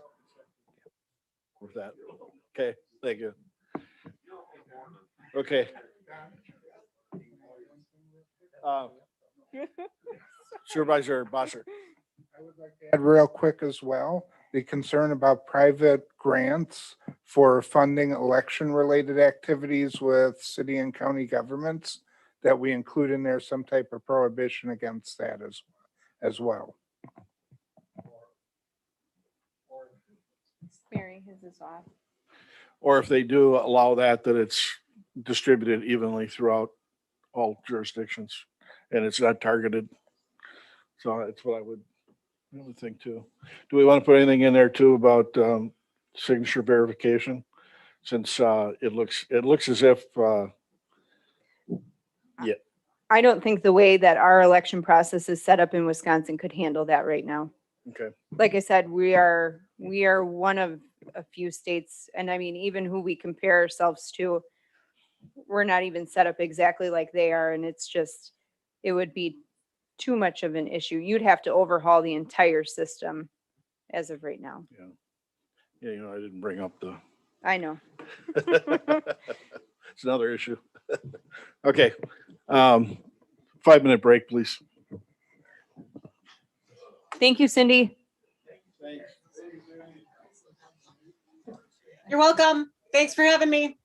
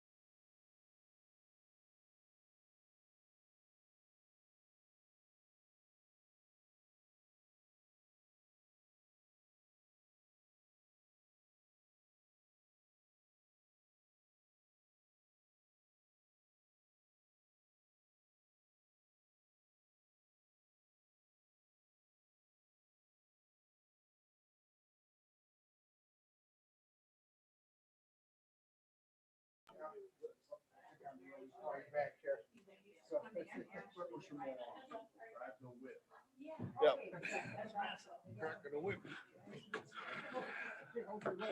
Supervisor Dice, please take your seat.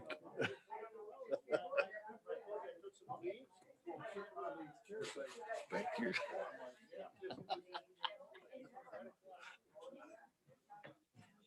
All right, well, call the meeting back to order. Next on the agenda is the county boardroom improvements. Huh? No, we're in session. Yep, I'm gonna come back in the other way, 'cause I'm gonna fit behind you. Okay. You're on, Scott. Sorry. Thank you, Mr. Chairman. Hopefully everybody can hear me tonight. Thank you for putting this item on your agenda as well. What we have before you is the remodeling of the boardroom, this room that we're in right now. We're looking at some little bit of direction. If you recall, we approved the community development block grant. We have about $500,000 we want to spend renovating this room, and we're looking for some input. Tomorrow morning, we'll be taking architects through this room as well as the other facilities we'll be upgrading as well. So we'd like to provide that architect firm a little bit of direction, what you're looking for. And by doing that, hopefully when they come back to you and we come back to you, that the drawings they show some promise, right? And kind of look like something that you're looking forward to kind of going forward. So I have a list of questions that were in your packet. So as part of the agenda packet. So we'll go through those questions, hopefully rather quickly. I heard I've got to beat an hour and a half, so I'll try to talk slow tonight. But you got plenty of exhibits up there as well. So Kara Hergis, our facility manager, helped me put together some displays and some pictures of some other boardrooms that may or may not show some promise for you kind of looking forward. So with that, I'll just jump right into the questions. And Ashley's been busy for the last hour and a half, and she's actually going to take some notes down for me as well while we're kind of going through there. So the general questions that we're looking for tonight is, what do you like about our current boardroom and configuration it is right now? Understanding there might be 26, 21, or potentially other uses for it in the future. So kind of looking for some direction. And I know it's been a long meeting already, and I apologize for that, but just anything that kind of input you can give to us to give to the architects, we can actually give you a better product when we come back to you, would be very beneficial. Supervisor Dice. If not, I'll ask more specific questions. Well, are you starting with the first question? Yep. Okay, what do I like? I like the size of this room. I like the fact that there aren't any posts blocking vision. I do not like looking at the backs of heads of supervisors.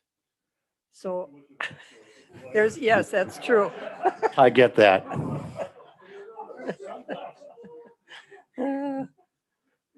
That'll never be a problem for me, Tim, just so you know. I do like the arrangement where it's U-shaped. I think that, when you speak, like the people up front, and when Carol speaks, I can't see his face. All I could see of Josh's face tonight was his forehead, because Chris is blocking my view from back here. So it's those little things that can be irritating after a point. I did like the very last photo that you had on here. I can't remember what the letter number was. Right. We'll get G. through those in a little bit. Okay. We'll kind of thumb So through those and kind of give a thumbs up, thumbs down, I'll and stop there. I have a whole page here though, but I'll stop there. I guess I agree with Supervisor Dice. I like the size of this room. But if I was to make recommendations, I'll be very quick. I agree totally. We need to be facing each other such that you can see someone's expression on their face. I think we need to have better sound control in this room. I realize people coming in from the outside, we need to somehow reamp that such that we could all hear better in the room. And I think we need to go to digital screens as opposed to this projection equipment stuff, because there's way too much washout. Right. And you also need to do some lighting control in the room so you can get rid of the lights over the screens. Those are my comments.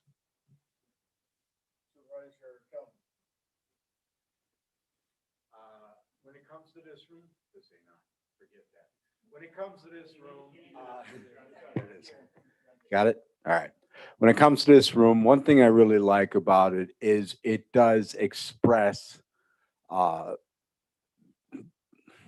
what's the good word to look for?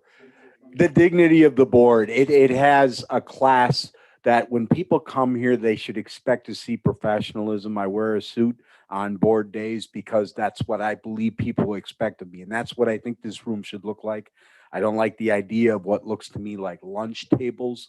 Okay, I don't think that's very dignified. I don't think it really expresses what this room should be. I also agree with Ms. Dice wholeheartedly. Being able to see your fellow supervisor, their body language, their expression, it really helps with understanding their point of view.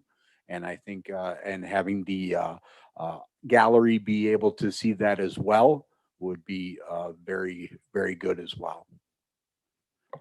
Yeah, I certainly understood. Oh, I like lunch tables. Actually, I was also a fan of Exhibit G, like Supervisor Dice.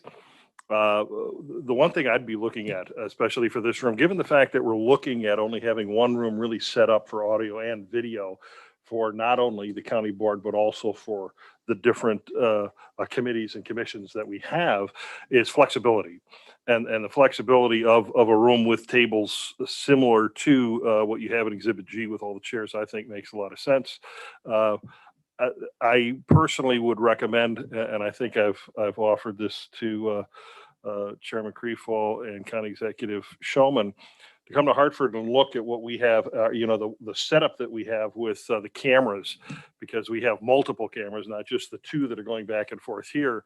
But it really does help to have more cameras, make that investment, and have somebody running a board. So when you have somebody at a podium, you can just focus on that individual. When you have somebody on the main dais, you can pick somebody off there. When you have anybody that's going to be in this U shape, you can focus on them. And make it much more professional. I think that makes a big difference. Obviously, we're going to end up having to lay it up more, probably the lengthwise rather than this way. It's just going to be something along that line, and I understand that. I think that's good because then toward the back, you're going to be able to have a little bit more of a gallery type situation that I think will help for the people that want to come in and watch this live. My big thing, of course, is the number you mentioned. I don't know, if that's going to be 13, 15, 21, 26. Obviously, that's going to have a play on what going to happen. I don't see the number ever really going up, but to make sure that we have the fix in and moving forward when that number is set, the next number is set, I think is important to make sure that we use the space properly.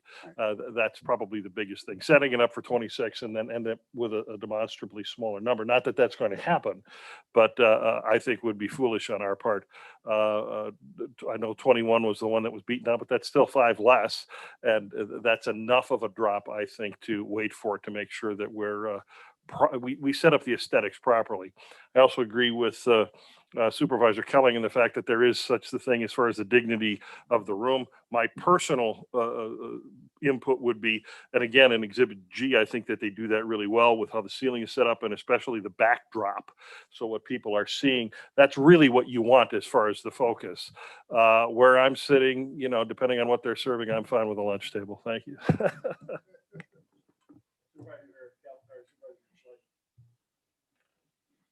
Now I got all kinds of ideas. Being the engineer now, if we don't want to look at the back of people's heads, we have to have different levels, I think. And I don't know how this room would work for that. Up on the screen is Exhibit G. So that's one way that you could potentially see each other. Oh, E is better. And I agree with all the things that have been said, except the lunch tables. I don't want to sit at tables. I want it to be a little bit more dignified. So shoot me for that. Supervisor Bossert. So, all right. So one of the things that I agree with is, and I called it a sense of formality that's appropriate for a governmental body. When you go to a courtroom, they're not sitting at card tables or lunch tables. there's a formal dais just like here where the judge is sitting. It's a very formal setting and that's what we should have. So I look at like something like Exhibit G, the tables there, to me, that conveys more the lunchroom setting and not the formal governmental body. I look at Exhibit H and I could see that being very workable for us with maybe 2 rows on each side and the back row being a little bit higher than the front row so that everybody could see each other well. I don't think we want people who come to see the county board to just see the backs of our heads.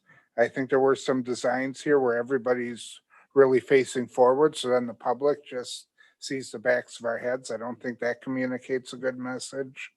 And then there's some minor things I can talk to you about on the side, like making sure we have USB plugs at each desk, but that's all stuff we can figure out. And we do need to be flexible that if this is also going to be our committee room, the setup for a full board meeting, there needs to be a way to change that for a committee meeting that's more appropriate. Where when we're doing a committee meeting like this, it doesn't quite, I don't know, it doesn't quite work this way. You know what I mean? So. Yep.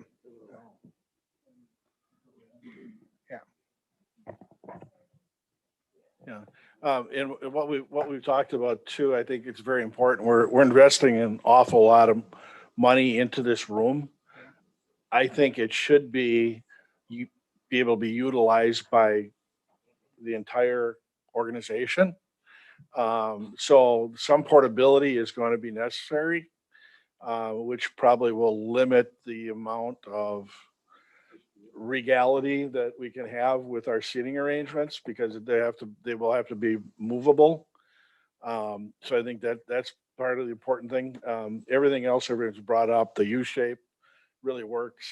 You're not going to have where you have one person sitting up here calling one person in the back row a snake, or you have to actually look at that person if you're going to get angry at them. And so I think it works better for communication, for collegiality.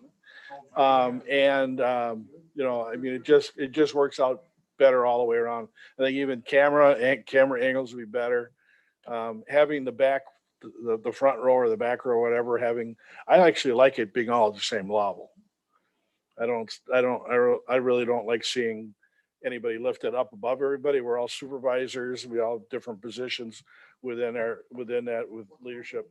I know, but I think it's fine to be on an even level because we're all even. I really like the way that especially the backdrop on G looks. I mean, I really like that. I mean, that's the focal point of the entire room. And those tables don't have to be the tables that they're going to be using, obviously, or how it's set up. But something within that framework. I love it having the people coming up front. You got the podium right there for people to come and speak, so they're speaking right to you. And everyone's got a good view. So I mean that setup looks to be very, very workable. So that's all I got. All right, I'll try to paraphrase this. I think we hit a lot of the questions in that segment already. If there's something else that we didn't touch on, certainly look at that. Any other audio or visual dislikes? I heard the USB, and then obviously the whitewashing of the big boards versus maybe an LED or LCD or something like that. Do you have a?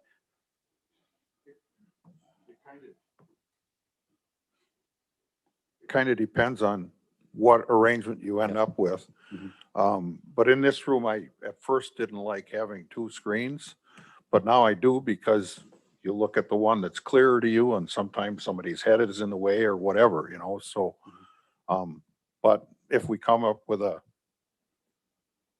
setup that has good sight lines, then, 1 screen is fine.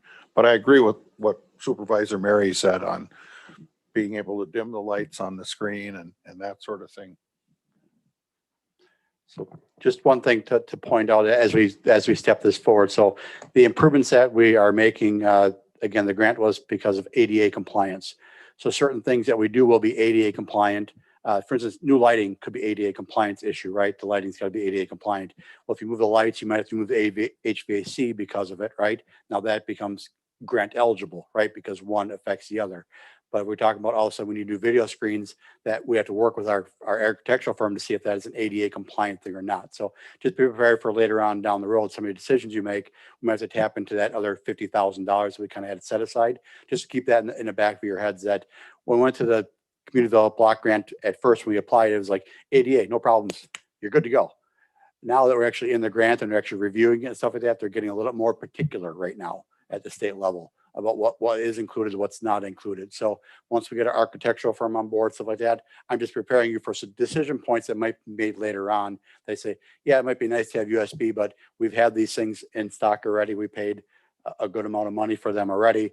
That is it worth this much money to get, that type of use for it? Or is there maybe a different thing we can use and certainly do other things like electric outlets? And there's a couple around here, to provide that for you to utilize instead. So there'll be other decision points definitely coming down, the way here. I do appreciate any input. You hopefully all have my email address anytime along the way. Feel free to reach out to me and say, hey, I just thought of this. I had a meeting at the city of Hartford and they had this and I really liked it. And can we do something similar to that or like that? That's what we had listed on there of other municipal boards and what their rooms look like. I've been to the city of Hartford and I know theirs look like kind of more of a U shape, if you will, out there. So, one of the reasons why the board was set up this way, right, is because everybody was supposed to address the chair, right? And that's why you're sitting here as you're looking at the chair and everybody's addressing the chair. But having that room now being for committee meetings, right, where you're looking at each other and communicating, right, or even in board meetings, right, when you want to see their facial expressions and not the back of their heads, right? So we understand that. And I think I heard too, want a little bit of flexibility, but still try to make it regal, that it could be used for other purpose. And, one of the things, the microphones you have right there are all hardwired. And that's gonna be one of our challenges going, well, how do you hardwire everything and still make it flexible and move chairs around and stuff like that. So it's stuff that we'll be looking at and working with hopefully people that are smarter than me with architects that have done this before in other boardrooms and have that experience. I want to just flip through the exhibits just really quickly. I know I heard G and H, I believe. Were there any other ones on there? E, oh, sorry. Was it E and G? E and G, I'm sorry. B. We'll just, let's just cruise through these real quick and you can kind of give your, yeah, or yeah, that's really looking something along those lines.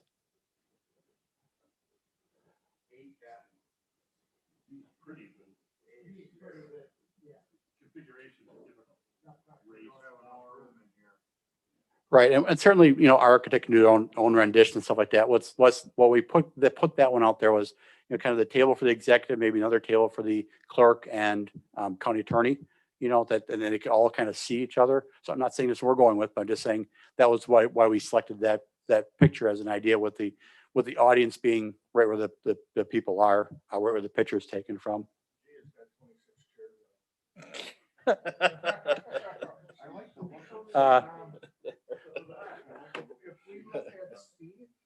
Those tables, I think, have a sense of formality and yet still look like they could be moved. Right. Right.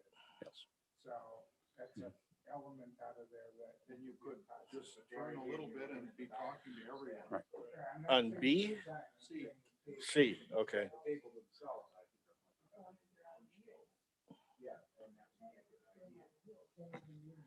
Right, and as you know,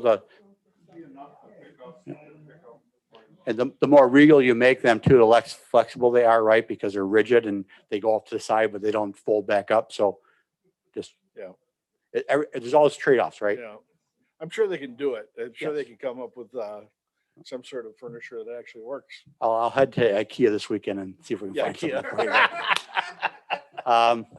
So we got C, as the good thing about C was kind of the tables is what I'm hearing. The D setup, you can see, it's hard to see, but there's the boards in the back there, with a podium in front. No. That's more or less a kind of setup there. D. E is my favorite.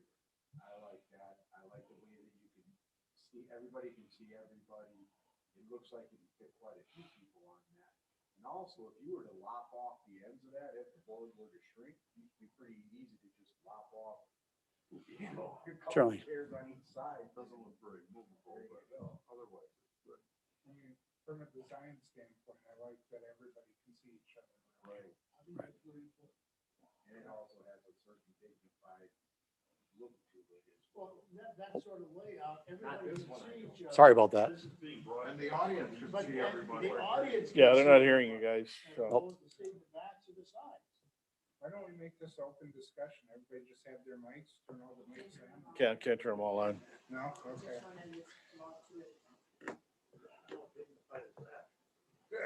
So F is more of a standard boardroom. That, and I know you don't like that. G, we discussed already, as that was a positive one. Well, yep, don't like tables, understood. We'll do is kind of to try to mix it up a little bit and kind of show you a plan view, kind of looking from above down. What would that potentially look like? Again, I know we'd have more tables and more chairs, but something similar in nature. Yeah. And I think it's important for the input from Ashley and from Scott and the people that are in Kara that actually know how to configure so that it'll work for them. We're going to come and go. So we want to have them something that's workable for them and also it's convenient enough for the supervisors and responsive enough to the citizens. So it's kind of a mix. That's one of the reasons that we said when Scott came to me, he said, "Do you want to have a committee for this?" Or I go like, "No, we want to have the experts kind of give us some ideas, and we can give a yay or nay on kind of the ideas, but we want to make sure it's workable. That's first and foremost. That's what we have to have for consideration." If anybody, that's the old courthouse. Yeah. So we're thinking about changing over to the old courthouse. This was that design. So since that was looked at before, we wanted to make sure you had that option as well. But I think I've heard you loud and clear tonight, and we threw some just tables in the background just to kind of Supervisor Mahalik would like to speak. Thank you. One of the things I think we have to keep in mind too, because of all the varieties of COVID that are coming out, and who knows when we're going to be facing something again where we're going to have to get serious about it. Not that I would say we should, strap 3 masks on our face. But we may be looking at something where adding a table and stretching out again. If you look at the table or the Exhibit G that Supervisor Dyson and I prefer, like you said, there's 26 chairs, but they're fairly close together. By adding another table on each one, you're able again to have the flexibility of spreading those chairs out, where with the other ones you might not, especially if you have 26. If you look at the number of chairs along the front, which is against that backdrop that we all like, you'll see right now, you've got the county attorney, the county chair, the deputy county clerk, the county clerk, those 4 plus. You have the probably one more there. You have 5, but you can see that you have about 9 or 10 across the front. That would give us, I think, what we would need as regards to flexibility to have a county board meeting.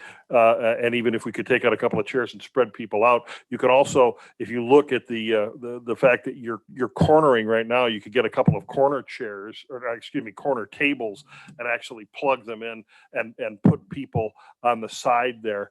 Should you want to do something along that line to spread people out, if for any reason we would need that separation. You can get a fancier table than the one they have there, and I think give it the dignity that would need. But that really is the flexibility design, which is why I like it. Thank you.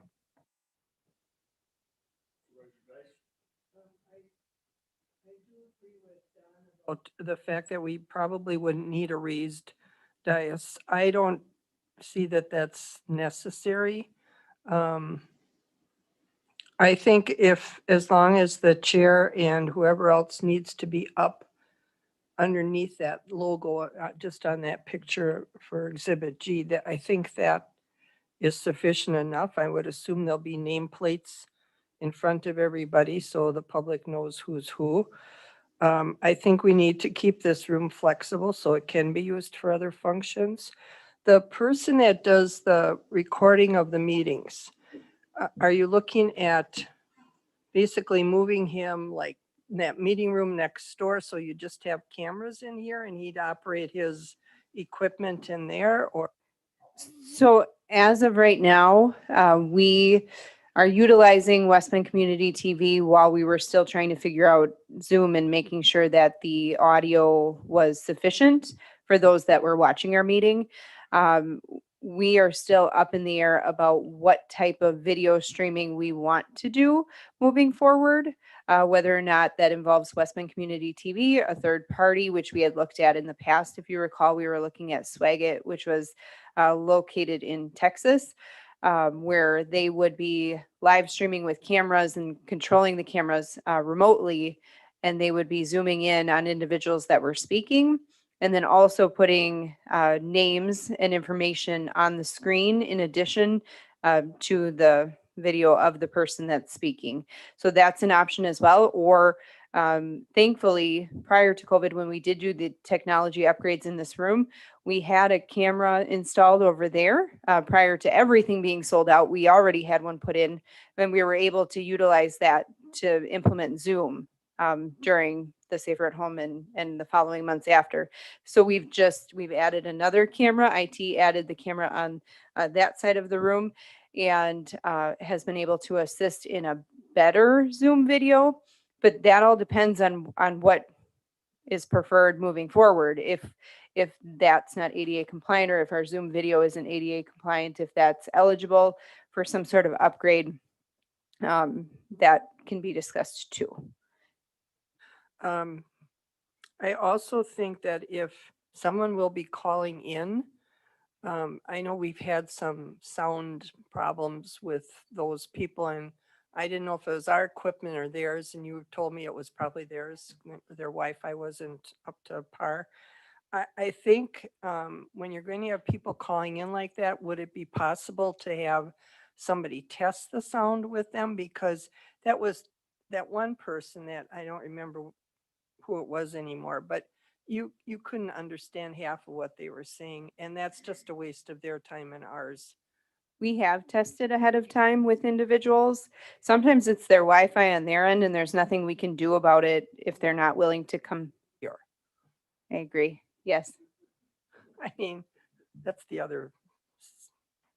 All right, and then chairs. I don't know if we'll be reusing these or not, but if you get, all right, if you do get new ones, could you please get like a sample so that we can try them out? Because we're all different shapes and sizes, and to be comfortable for all of us, I think we need to try them out before you order. Yeah, that would be an issue that came back from you. Obviously, new chairs would not be an ADA issue, most likely. Again, our architecture firm do that, but that'd be one thing that would be a decision point coming back to you. And certainly if you want to go down that route of new chairs, and then, the process that we would do that. We have vendors here within the county too that we work with in the past that can certainly bring in samples. Would this equipment be going? Do you mean going like leaving us? In here? It would stay here. That would be my recommendation because it's brand new. Ears that connect this somehow, or is this all? There are wires. They're wired right now. Because the only problem I could see with the tables is where do all the wires go?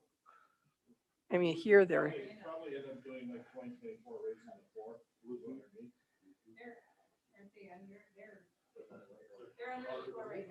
Wires in the floor right now. But aren't there wires going from this piece of equipment down? Okay, so are those going to be hanging? Like if you got tables like this, I don't want to see wires hanging. That's got a panel in front. From your lips to God's ears, Ashley. Yeah, Bluetooth. We just bought all this equipment. It's brand new. I'm actually going to disagree with Supervisor Dice on the chairs. When I first got elected, I was actually talking to Linda Doro, and she made a mention that each one of these chairs was $800. And at that time, the county boardroom was only used for that once a month county full board supervisor meeting. So the county had paid $800 for each one of these chairs to only get used once a month. So I think we're best off, to the extent we can, reusing stuff like these chairs, the councils, the benches in back, if we can reuse those. Not the benches. No way. No, absolutely not. Have you ever sat? Nameplates. We'll keep the nameplates. They are the most uncomfortable seating. Well, I think you should have the option to buy a new chair for yourself if you want. I'm not suggesting that we get new chairs. I just said if that's part of The deal, yeah, gotcha, yeah. Yeah, no, I know, I'm picking on you a little bit, but, you know, but that's my point is what we can reuse, we should reuse. So, yep. Yeah, yeah. Okay, enough, Scott?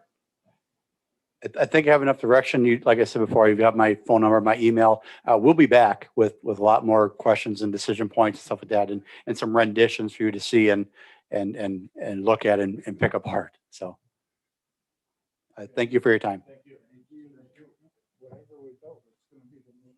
Next is action items, housing analysis, economic development of Washington County. Only get a motion on this. Supervisor Mary, Supervisor Schleif. Are you gonna be talking about it? Anybody have questions about what we have on that? I know we've all kind of talked about it. Everybody's had an opportunity to really. I think it's awesome. I think it's an awesome opportunity. Oh, I think it's an awesome opportunity. It's an awesome opportunity. I fully support. Yes, I would encourage a unanimous vote so we could take it to the full county board. This makes an incredible amount of sense. If we're going to be the county that's really going to be moving forward and taking every action necessary to make sure that our employers have what is necessary, which is an able workforce to be able to come up here to literally work, live, and play in Washington County, we need to make sure that we are working within the community, with the developers, and with those employers to have that housing stock. And you do that by having a housing analysis to start with. That's going to send all the correct messages. And again, I would urge a unanimous vote. Thank you. Supervisor Schleif. After sleeping on this and thinking about it a couple weeks, this is huge. And this is the foresight. This is part of why we elected a county executive. This is the kind of thing that sets us apart. And it's awesome. Agreed. Yep, I agree. All right. All those in favor, signify by saying aye. Aye. Any opposed? Motion carries. Thanks. Great. Next meeting date be Wednesday, March 17th, 2021 at 4:30 p.m. I will entertain a motion to convene in closed session pursuant. Second. Moved by